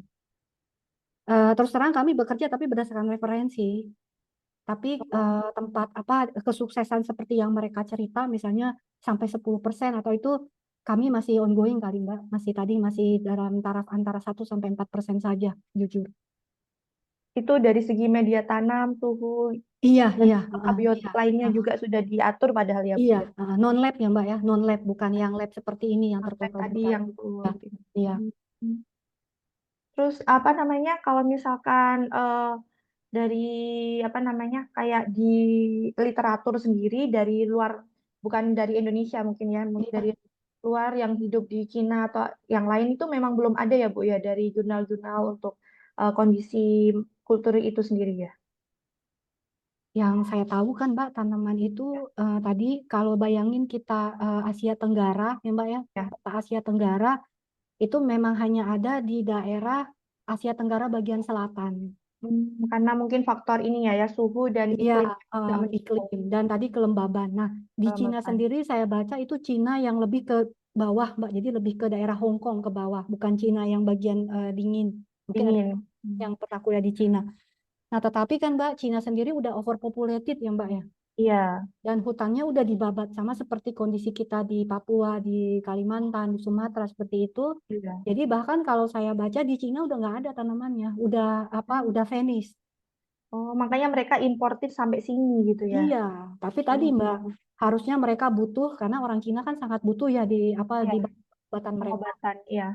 Tetapi tadi Mbak yang mirisnya lagi yang menjadikan juga trigger riset ini, petani kita malah maaf dibodoh-bodohin gitu loh Mbak. Ya, harganya dimurahkan gitu ya. Iya, Oh, gitu ya. Jadi apa kalau saya bisa menyimpulkan berarti dari aklimatisasinya belum belum sampai karena ya itu hmm, tadi ya memang sangat sulit sekali dalam iya, untuk apa ya kondisi ingin untuk mengembangbiakan tadi ya. iya. Kemudian ini ada pertanyaan Ibu lagi dari Malayan Marta. Mohon izin bertanya, tadi dijelaskan bahwa tanaman jenang itu hanya ditemukan di hutan Sumatera khususnya Aceh. Lalu kenapa tanaman tersebut hanya ditemukan di hutan situ saja gitu ya? Apakah ada kriteria hutan yang dapat ditumbuhi tanaman jenang selain hutan rawan? Dan gimana cara membedakan jenang yang bisa beranak dengan yang tidak bisa beranak? Sedangkan tadi dikatakan tanaman yang tidak bisa berkembang atau dimusnahkan begitu saja. Satu-satu dulu Mbak ya jawabnya. Ya, Tadi kenapa di hutan Aceh saya tidak mempromosikan apa Aceh sentralistik tidak. Ada di daerah Bengkulu dan Jambi, Mbak, di hutan-hutan yang kecenderungan memiliki apa national park, hutan-hutan yang masih perawan tadi tanda tanda kutip Taman tanda. nasional ya. Iya. Tetapi tadi sama Mbak di Bengkulu dan Jambi itu deforestasi bahkan 84%. Jadi mungkin yang lebih sedikit itu di Aceh ya deforestasinya katanya sekitar 40-an%, tapi tetap aja Ya. deforestasi. Nah, saya pernah mencoba pergi ke Aceh bagian barat. Mungkin saya coba tunjukin slide-nya. Mohon maaf, agak ini. Nah, di Aceh bagian barat ini Mbak, di daerah sini. Kalau yang daerah tsunami itu yang dulu terkena paling parah Mbak. Yang Iya. Melambo dan sekitarnya. Saya coba pergi ke sini. Rupanya petani, jadi nggak selalu apa tuh Mbak, ya, nggak selalu desperado gitu, nggak selalu putus harapan, nggak. Ya. Saya mencoba menginterview petani-petani di sini. Mereka mengakui mengambil mengambil jenang dari hutan di wilayah Aceh Tengah yang di Bukit Barisan. Nah, terus mereka itu bawa pick up gitu Mbak, bawa truk, terus sudah memang tahu orang dalam gitu ya, kayak kita ada ordal. Itu mereka tinggal potong-potong aja Mbak. Hmm. Tapi tanamannya udah tanaman yang matang, mature plant. Tapi kalau kayak yang kami kerjakan dengan teman-teman peneliti atau dosen yang mulai dari pembibitan kan Mbak tadi lihat ya, pembibitan kayak bibit dari buah yang lendir-lendir itu, mereka tidak melakukan itu. Oh, Jadi mereka memulai membibiti dari tanaman yang udah matang yang memang udah tumbuh di hutan. oh, Tetapi jadi jangan salah, tanamannya diambil begitu. iya, iya, Oh, dipotong-potong gitu loh Mbak, kayak steak, ya. kayak tanaman pisang, tinggal kita potong-potong. Tapi Oke. jangan salah, walaupun dia bukan di tengah hutan lagi, ini daerah ini juga masih, kalau dibandingin Jakarta ya hutan banget gitu ya Mbak ya. Jadi Iya. masih tetap harus berbau-bau hutan lah gitu sih. Ya. Terus tadi apalagi Mbak ya terakhir yang kedua saya lupa. Untuk bisa membedakan tanaman jenang Oh yang bisa iya, berkembang biak beranak atau tidak gitu ya. iya. Jujur untuk kita, saya juga ya Mbak yang bukan petani jenang itu agak sulit. Mungkin tadi saya udah tunjukin kan Mbak. Nah, hanya perbedaannya dari duri gini loh Mbak. Jadi gimana mau bedain durinya? Jadi katanya pembeda baik itu lelaki atau perempuan itu kalau yang saya lihat pertama sih Mbak yang mateng ya. Jadi mateng kayak kita usia yang udah cukup menikah ya, mungkin 20-an kayak kita kan perempuan. Itu Iya. dia kelihatan ini Mbak ada biji-bijinya gini hitam-hitam di sela-sela duri-duri yang tajam itu. Nah, kalau yang jantan nih Mbak nggak ada. Dia cuman kayak perintil-perintil gitu loh Mbak. Tetap ada Oh, batang, ada tangkai tapi bukan gendut kayak salak kecil-kecil gitu enggak. Nah, itu untuk kita mungkin yang awam ya kayak saya yang bukan petani jernang. Kedua, iya. membedakan tadi yang misalnya bisa hamil atau enggak.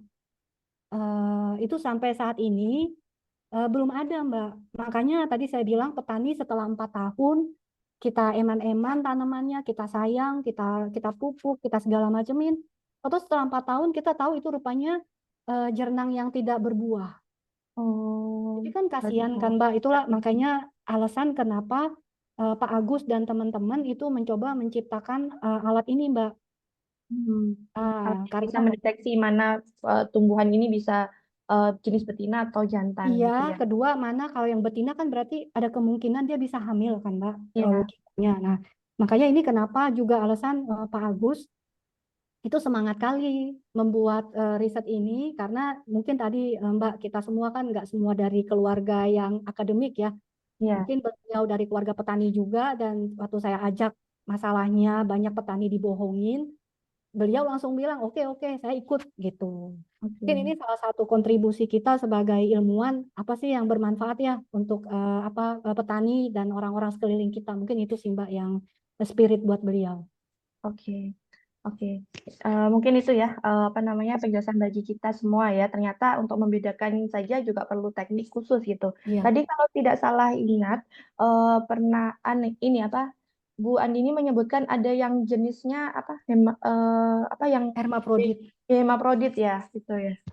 Iya, maaf Itu sih Mbak, itu katanya agak seperti kasar apa? bencong ya Mbak, jadi Ya, bencong ya. ya gimana sih Bu yang seperti yang gimana gitu? Kalau tadi kan Eh, dia seperti itu, jantan seperti itu. Nah, yang hemaprodit itu yang seperti apa Bu? iya, jadi kalau saya baca sebenarnya yang maaf ya Mbak, karena ini tanaman kan Mbak, saya nggak Ya, bermaksud apa diskriminasi kata. Karena kalau hermafrodit itu nanti takutnya kayak ulet ya Mbak, ya. Kalau ulet kan ya, hermafrodit. ya, Kenapa orang petani menyebutnya bencong? Karena di dalam satu tanaman, Mbak, kayak kita, maaf ya, saya sedikit ngomong berbasis biologi. Kita kan perempuan punya kelamin perempuan, ya kan? Lelaki tentu aja punya kelamin lelaki, seperti itu kan. Nah, di kasus-kasus tertentu dan dari data Pak Agus ini, kami juga kalkulasi, rupanya ada 2-4% itu, maaf, bencong. Nah, kenapa bisa bencong? Karena ternyata di dalam satu tanaman itu dua kelamin itu ada. Jadi bayangin dia memiliki organ seksual perempuan, tetapi juga memiliki organ seksual lelaki. kaki. Nah, jadi kalau dilihat bentuknya nih Mbak, gimana ya saya Ya, cerita ya? Dia agak ada panjang menjulang seperti batang perempuan tadi yang saya bilang ada biji-bijinya. ya. Tapi biji-bijinya kayak gini Mbak, bayangin yang ini saya Oh, tunjukin. yang Kalau ini cuma kan ini aja ya, yang apa hitam namanya lurus. kecil-kecil, ada beberapa yang agak bendut-bendut gitu Oh, Mbak, agak bendut-bendut gitu. Tapi tapi di tidak berisi. bendut artinya perempuan, tapi Ya, bagian atasnya jadi kayak apa tongkat gitu Mbak ya, ya kayak tongkat. itu kecil-kecil. Dia Hmm. sekaligus memiliki dua jenis kelamin di dalam satu tanaman yang sama. Tapi itu Nah, tidak bisa disilangkan gitu ya, Bu. Maksudnya kan biasanya di apa enggak, namanya, enggak bisa Mbak. Dia silangkan gitu. harus beda pohon kayak kita, Oh, harus lelaki perempuan bisa. nggak bisa apa menikah dengan diri sendiri, nggak bisa. Oh, oh gitu ya. Mbak, Oke. mungkin nanti kalau bisa kiamat nanti Mbak. Ya juga ya. Ini maaf Bu, saya soalnya bukan apa namanya basic biologi sebenarnya. Iya ya nggak apa-apa. Nah, Saya makanya ini juga, ditanya. saya Jadi juga. apa namanya penasaran juga gitu loh dengan tanaman jenang ini. Nah ini ada pertanyaan lagi Bu dari Ibu Arbaul Fauziah. Ini apa namanya untuk explant yang digunakan untuk kultur bagian mana ya Bu ya? Oh, ya. Mungkin Ibu Arbaul mau bertanya secara langsung ya karena Ibu Arbaul ini, yang ini ahli biologi Bu ini, asli Iya, nih biologi. Jadi silakan, kalau silakan. ngomong Silakan nyambung Bu, gitu ya. silakan. Justru Coba Bu mungkin saya Arbaul, butuh kalau bantuan misalkan beliau. mau apa namanya untuk ini ya, open kamera atau open mic juga begitu. Oh ya, Unmute. terima kasih Bu Desiana. Sudah terdengar ya Bu suaranya? Iya, iya, sudah. Saya masih penasaran dengan kultur dari Jerang ini karena dulu juga sempat penelitian di kultur jaringan juga. Untuk Baik. eksplornya ini apakah kita mengecambahkan dari biji secara kultur atau dari bagian mana ya Bu ini? Iya, Bu Arbaul mungkin apa saya juga bisa butuh bantuan Ibu nih nanti ya. Jujur di sini. Maaf Bu Arbaul, Ibu kelihatan slide saya yang sekarang. Iya. Jadi Bu, kami kan terus terang bekerja berdasarkan referensi ya Bu ya, sama juga kan. Jadi kami coba ini Bu, ini yang seperti daun bawang. Oh iya. Jadi kan Bu, ini bayangin tadi saya bilang kayak biji salak kan Bu ya. Setelah kita kupas itu kuning-kuningnya, itu juga ngupasnya juga lumayan tuh Bu, karena keras. Dia keras banget kan Bu, kayak lebih keras dari salak itu kan Bu ya. Jadi ini saya sama mahasiswa saya, kita berdua bikin manual, kita korek gitu loh Bu, pakai pisau. Terus di tengah tuh kan Bu kayak biji salak ya Bu, yang lendir-lendirnya itu. Nah, kita tadi yang saya bilang bikin perlakuan sampai 3 mode A, B, C. Kita tunggu sampai berkecambah gini Bu, kayak apa, daun bawang ya Bu ya, seperti daun bawang. Oh iya. Ujungnya sih Bu yang merismatik kan, secara teori merismatik kan di ujung ini kan Bu ya, di ujung yang daun bawang itu. Itu Bu kami coba. Terus dari bibit-bibit begini Bu Arbaul, kami coba juga di bagian akar. Mungkin Bu ini apa sharing aja Bu ya, karena bisa jadi kami yang belum sukses gitu kan, mungkin Ibu bisa nanti apa menjadi guru buat kami juga Bu. Terus ini Bu, di daun ini di ujungnya juga Bu kami coba tanam di agar, di media. Jadi udah singkatnya 3 Bu Arbaul yang kami coba apa utak-atik gitu bagian merismatiknya.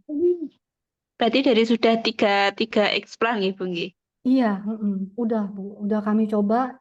Terus seperti ini Bu nanti setelah sekitar 4 bulan. Oh Dan iya, iya, sudah tumbuh tunas. tapi nggak bisa dikatakan sukses sih Bu. Kalau menurut saya tadi yang sukses cuman seperti ini aja. Itu pun cuman 1 atau 2 Bu. Jujur, tidak tidak apa Bu ya, tidak cespleng gitu, enggak Bu. Belum lagi tadi kan Bu ini kontaminasinya. Kami udah pakai macam-macam desinfektan, mulai dari yang murah ya Bu ya, dari Biclean. Iya. Terus apalagi tuh Bu kemarin kita coba twin dengan gradien desinfektan.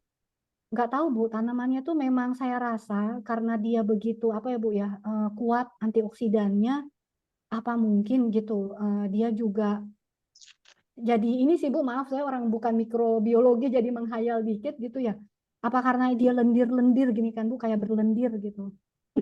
Apakah lendirnya itu mengandung juga apa tuh Bu ya bilangnya endofit ya, yang Iya. selain manfaat untuk tadi untuk obat kanker, atau tapi juga di dalam kultur dia jadi kayak 2 sisi mata uang gitu loh Bu. Satu sisi dia berguna, tapi satu sisi ya seperti ini loh Bu, di awal-awal apa kontaminasinya tinggi banget. Oh Padahal iya. udah kami desinfektan sesuai dengan standar-standar kultur itu sih Bu. Nih, kalau yang pakai dibakar belum ya Bu? Belum dicoba nih? Yang dibakar bijinya ya Bu ya. Ya, eksplannya sebelum dikultur itu. Udah dipakai ini tuh kan Sudah. Bu apa bunsen itu ya, pakai bunsen Iya, kita kan Bu. Udah semua Bu. udah ya. Berarti memang kontaminasinya masih tinggi. Tinggi sekali Bu. Bahkan Iya. kita sampai itu Bu, maaf kami sampai patungan beli twin kan Bu waktu itu. Iya. Awal kira alah pakai Baclean cukup lah gitu kan. Rupanya enggak Bu. Pakai twin juga tadi tingkat keberhasilannya juga belum bisa dikatakan menyenangkan gitu Bu Arbaun. Mungkin Terima kasih banyak Ibu atas sharingnya. mungkin nanti bisa jadi salah satu ide riset nih Bu Arbaul. Mungkin Bu Arbaul lebih jago lagi metodenya, jadi mungkin bisa apa memperkaya hasanah kultur jaringannya Bu Arbaul. Ya, amin, amin. Terima kasih sekali lagi Ibu. Ya sama-sama Ibu. Terima kasih juga Terima untuk kasih Bu Mbak Mau. Desiana. Iya, sami-sami, Bu. Nanti mungkin ini, Bu, kalau misalkan ini apa antara biologi Win 1 kolaborasi lah dengan BRIN gitu. Boleh, Oh boleh ya, Bu, bisa boleh, Gitu boleh. ya. Silakan, Iya. silakan. Tentu aja Ini terbuka ada lah. lagi, Bu, ada yang raise hand dari Ibu Ainun Nikmati Laili. Kebetulan beliau juga ini lagi menyelesaikan doktornya di UGM ini beliau ini. Baik. Monggo Ibu Ainun Nikmati Laili. Terima kasih atas waktu yang diberikan. Mohon maaf ini saya agak bising di sedikit saya. Suara terdengar nggih? Silakan Bu, terdengar. Halo? Iya, terdengar Ya, Bu, ya terima terdengar. kasih. Ya, tadi sempat saya dengar tanaman jenang ini ada pembedaan jenis kelamin. Nah, itu yang saya tanyakan, kira-kira pada waktu dia usia vegetatif atau usia dini itu bagaimana cara membedakan? Atau apakah ada misalnya cara-cara tradisional yang diberikan oleh masyarakat untuk mengenali dari awal, misalnya apakah bijinya ini nanti kalau tumbuh akan jadi biji jantan ataukah jadi biji yang nantinya akan tumbuh tanaman jantan ataukah tumbuh ke tanaman betina, begitu. Terima kasih. Iya, Jadi yang saya tanyakan tentang pengenalan jenis kelamin. iya, Terima kasih. iya Bu. Terima kasih atas pertanyaannya. Jujur Bu, di awal itu sulit dibedakan Bu. Ya, ya. Iya, tadi saya bilang lelaki dan perempuan itu hampir jantan betina, maaf. Jantan betina itu morfologinya sama, Bu. Makanya kenapa tadi saya bilang orang-orang tertentu mengambil kesempatan dengan memasukkan bibit. Saya maaf tidak menyinggung pihak tertentu. Pemalsuan bibit tidak saya identikan dengan orang, perorangan saja. Bahkan itu kadang pemalsuan itu dilakukan oleh instansi pemerintah.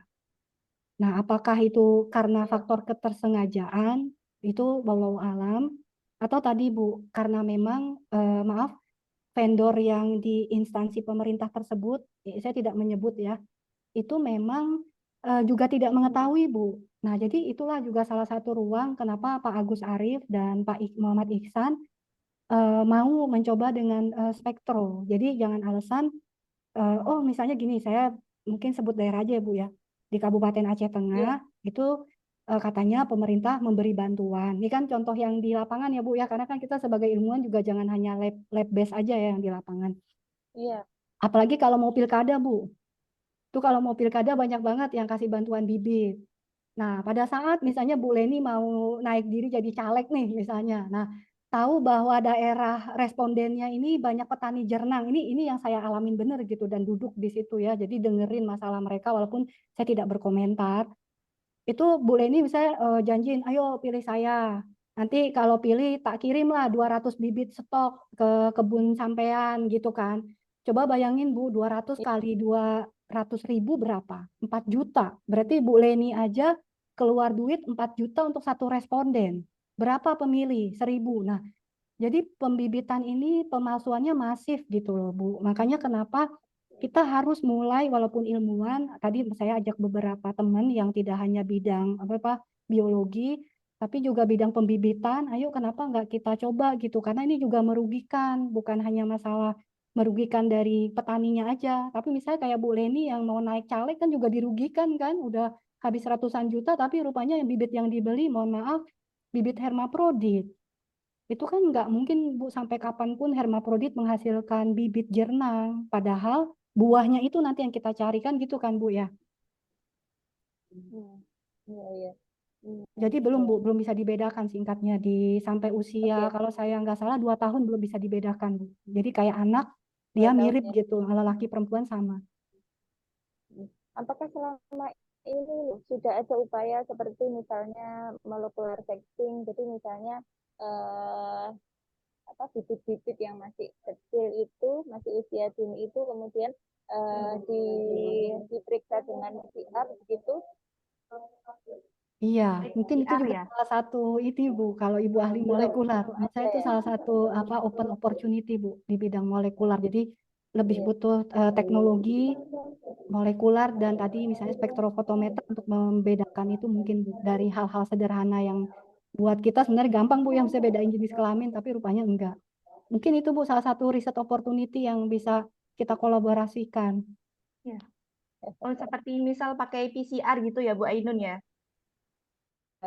Karena di Dilihat. beberapa tanaman itu bisa seperti itu, hanya saja kemungkinannya ya memang harus dicobakan ya. Iya, mungkin dari kalau di tanaman seksual apa disebutnya waktu itu Bu seksual segregated gene ya Bu ya. Mungkin pertama harus dicari dulu seksual segregated gene-nya yang mana gitu. Terserah mungkin sampai saat ini saya baca sih belum sih Bu Ainun belum sampai sejauh itu sepertinya. Saya nggak tahu kalau di Cina, tapi sudah memulai dengan berbasis molekular Bu, di Cina. Iya, iya. Iya, Bu, terima kasih infonya. Iya, sama-sama Ibu Ainun. Semoga sukses dengan Terima studinya di kasih UGM. sharingnya. Sukses. Baik, terima kasih untuk para hadirin. Monggo kalau masih ada pertanyaan yang ingin disampaikan. Mumpung hari ini hadir narasumber dan apa namanya temanya sangat luas sekali ya, dan terbuka peluang sangat banyak sekali ini untuk dilakukan penelitian lebih lanjut. Apakah ada pertanyaan lagi dari para hadirin sekalian?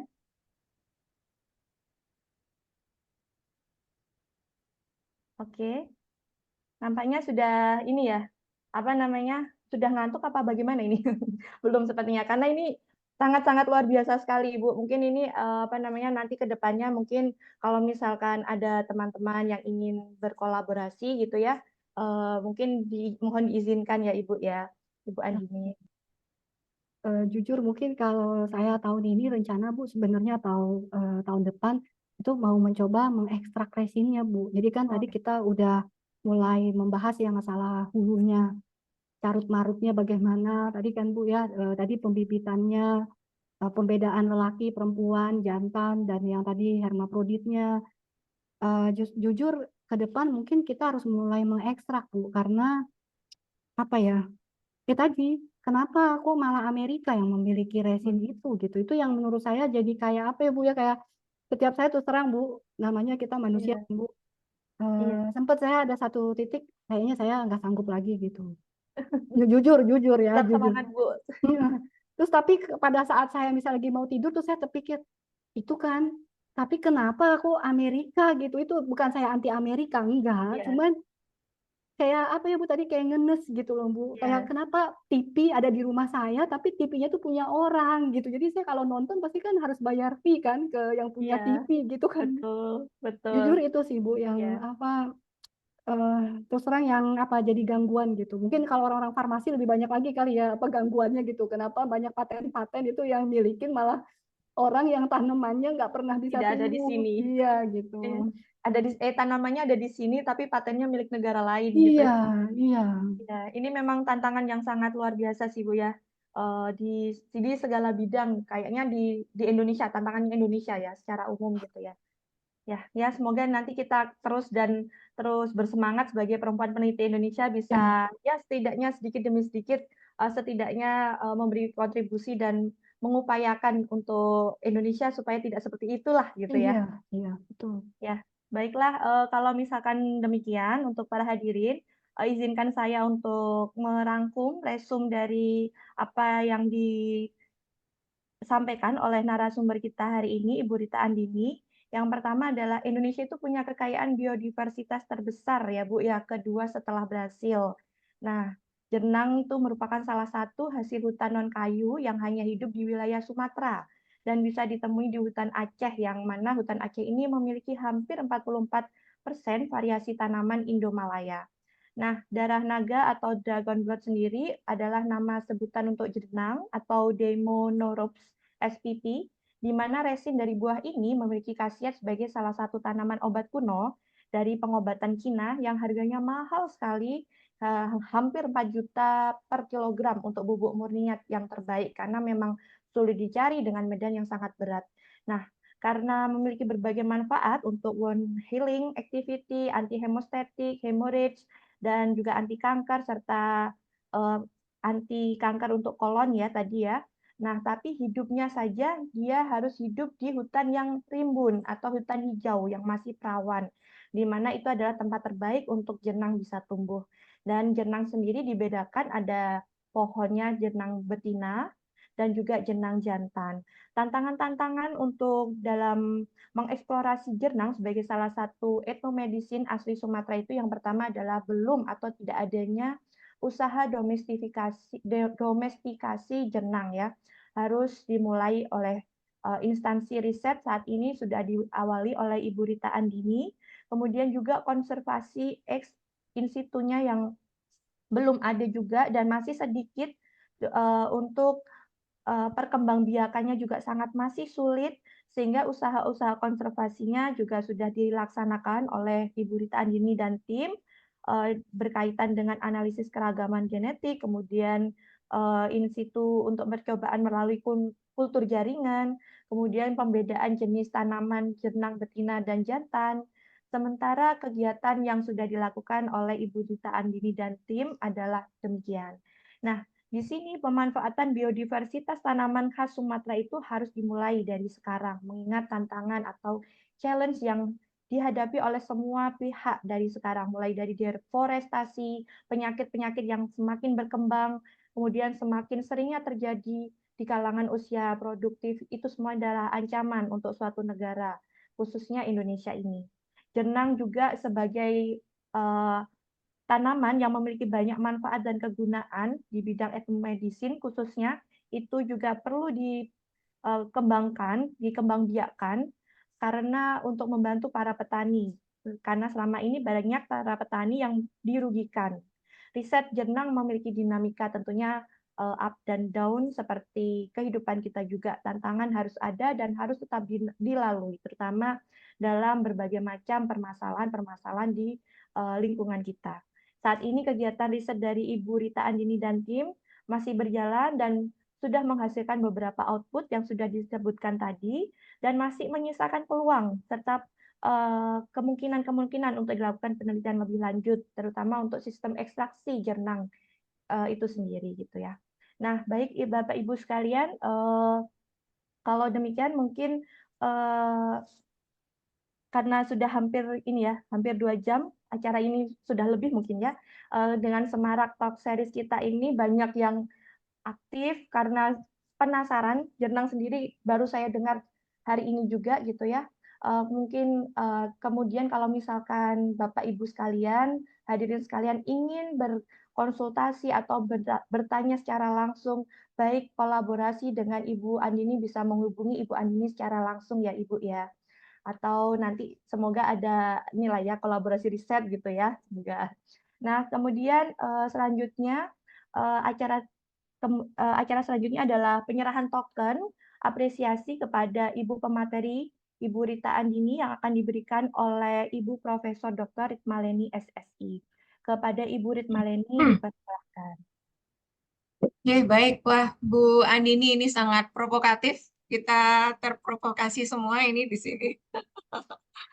Jadi memang menjadi peneliti di Indonesia itu harus berjuang luar biasa. Jadi di semua bidang itu semua berjuang. Jadi di Bu Andini, di bidang saya pun itu berjuang sekali gitu ya. Jadi kadang kita seperti yang katakan Bu Andini tadi, kadang kita berada di titik paling rendah, rasanya mau give up aja gitu jadi peneliti di Indonesia. Nggak dapat apa-apa gitu ya. Duitnya habis, waktunya habis, semuanya tercurah, perhatian semuanya diberikan, cuman nggak dapat apa-apa gitu. Jadi memang untuk penelitian-penelitian seperti ini, penelitian Indonesia itu memang harus banyak kolaborasinya, apalagi seperti yang dikerjakan Bu Rita itu ya, banyak pihak yang harus terlibat di penelitian seperti ini, apalagi menyangkut masa depan suatu bangsa gitu. Jadi tidak hanya teknologi high end gitu yang bisa kita tiru, tapi ini adalah termasuk mempertahankan martabat bangsa juga gitu. Jadi sebenarnya negara harus hadir di penelitian-penelitian seperti ini. Dan mungkin kalau negara belum bisa hadir di penelitian seperti ini, kita butuh orang seperti Bill Gates ya hadir di penelitian-penelitian kita seperti ini. Cuman di Indonesia belum ada orang seperti Bill Gates itu yang mau berperan di dunia penelitian juga. Gitu. Ya mudah-mudahan ke depannya Bu Andini akan ada banyak kolaborasi dan banyak tangan-tangan yang siap membantu. Banyak juga dana yang akan kita Bu Andini peroleh dengan bantuan, mungkin kita dari OS bisa membantu juga gitu. Saran saya kalau dari farmasi sendiri itu mungkin pertama mungkin mengerjakan metabolite profiling dulu Bu, untuk buahnya itu gitu ya.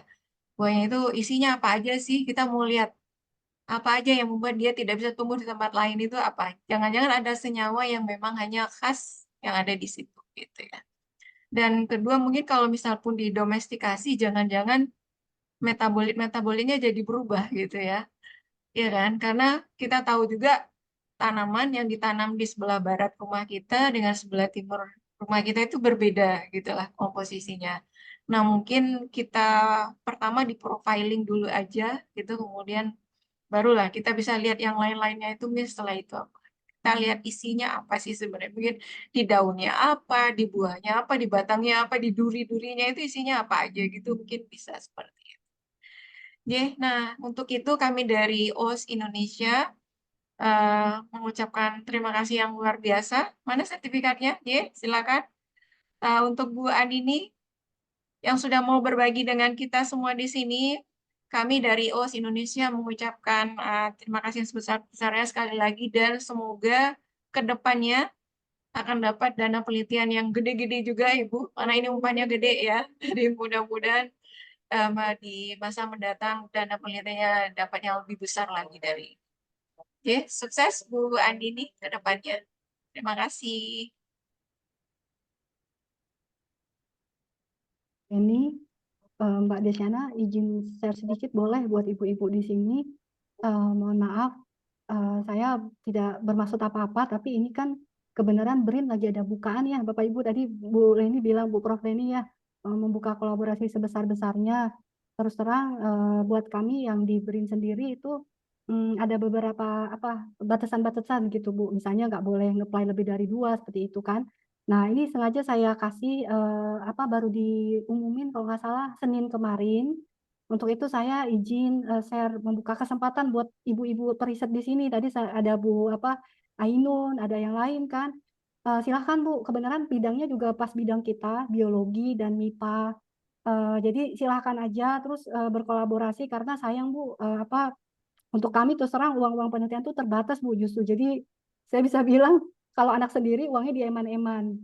Tapi kalau untuk anak orang itu uangnya tuh dikasih-kasih gitu. Nah, terus dengan mohon maaf persyaratan yang tidak sesulit anak sendiri gitu loh Bu. Jadi dengan event ini saya izin berbagi karena saya juga ngerasain ya kita semua kebanyakan meneliti juga punya hambatan. Silakan Bu, silakan di-apply sebanyak-banyaknya. Justru menurut saya semakin banyak peneliti teman-teman dari OS makin bagus. Juga jadi kayak Bu Leni bilang ya saling berkolaborasi dan bersilaturahmi. Itu aja. Mohon maaf sekali lagi Bu Leni. Makasih. Baik, terima kasih Bu Andini atas closing statement-nya. Oh, bukan closing statement, penyampaian statement untuk ini ya. Lagi-lagi ini memotivasi gitu. Terima kasih. Selanjutnya mohon izin untuk menyampaikan pengumuman-pengumuman. Yang pertama adalah pengumuman bagaimana kalau Bapak Ibu sekalian ingin menjadi ibu-ibu ya terutama ya. Ibu-ibu ingin menjadi anggota OS Indonesia, bisa ditayangkan ya mungkin slide-nya ya. Para hadirin sekalian, jika berminat menjadi bagian dari OS Indonesia, Anda itu bisa mendaftar di Organization of Women in Science for Developing World dengan syarat yang pertama perempuan, kemudian berpendidikan S2 atau S3 di bidang sains maupun sosial humaniora, kemudian tinggal di Indonesia. Diinformasikan bahwa OS Indonesia ini tidak ada fee membership atau free ya. Artinya untuk menjadi anggota, jika ingin mendaftar bisa registration link-nya juga ada di dan visual guide-nya ada di owsd.net. Kemudian selain itu juga ada informasi lain yang bisa didapatkan di media sosial OS yaitu di Instagram, bisa di-follow di owsd_ind atau Facebook OS Indonesia. Atau email juga bisa di osindonesia@gmail. Kemudian kami sampaikan juga untuk acara bulan depan, Talk Series ini masih akan berlangsung dan berlanjut, semoga sampai ke 100 dan ribuan ya Bu ya. Dengan demikian OS Indonesia berarti langgeng gitu ya. Nah kemudian acara Talk Series yang akan dilaksanakan di bulan Oktober atau Talk Series yang ke-27 akan menjadi narasumber insya Allah adalah Prof. Dr. Ernat Witri Wahyu Lestari. Nah, ini biasanya informasi akan disampaikan di IG OS Indonesia. Kemudian demikian tadi pengumuman-pengumuman dan serta penyampaian narasumber kita yang sangat hebat hari ini sudah memotivasi dan juga ini ya apa namanya sangat membagi ilmunya terkait dengan jernang itu sendiri. Tanpa mengurangi rasa hormat, mohon untuk kita bisa foto bersama sebagai kenang-kenangan. Silakan untuk seluruh hadirin menyalakan kamera dan mungkin operator bisa melaksanakan sesi pemotretan melalui Zoom ini. Baik, saya hitung ya. 1, 2, 3. Dengan gayanya mungkin 1, 2, 3. Nggak usah 1, 2, 3 ini ya, karena sudah musim pilkada. Baik, terima kasih. Baiklah, demikianlah seluruh rangkaian acara kita telah kita lewati bersama. Kami ucapkan terima kasih sekali lagi dan penghargaan yang sebesar-besarnya kepada narasumber kita, Ibu Dr. Diplom Engineer Insinyurita Andini MSc, yang telah memberikan ilmu yang sangat-sangat luar biasa serta motivasi juga pada kami semua, para peneliti perempuan. Terima kasih juga kami ucapkan kepada tim Talk Series yang telah mensukseskan acara kita hari ini, Friends of OS. Terima kasih juga untuk seluruh hadirin pada acara hari ini. Mohon maaf bila saya sebagai moderator ada salah kata di sepanjang acara ini. Sampai jumpa lagi di Talk Series kita yang ke-27 di bulan Oktober. Saya tutup. Wassalamualaikum warahmatullahi wabarakatuh. Terima kasih Bapak Ibu, izin live ya. Terima Semoga kasih. betul-betul Terima ada kasih. kolaborasi ini Bu. sesama OS ya. Iya, Ya, Bu permisi, Rita. Assalamualaikum. Terima kasih Bu Leni. Jadi dadah. Saya tutup Ya. ya semua. Iya Bu, Iya, matur Bu. Terima nuwun. kasih Bu Desi. Sami-sami Bu. Oke, salam.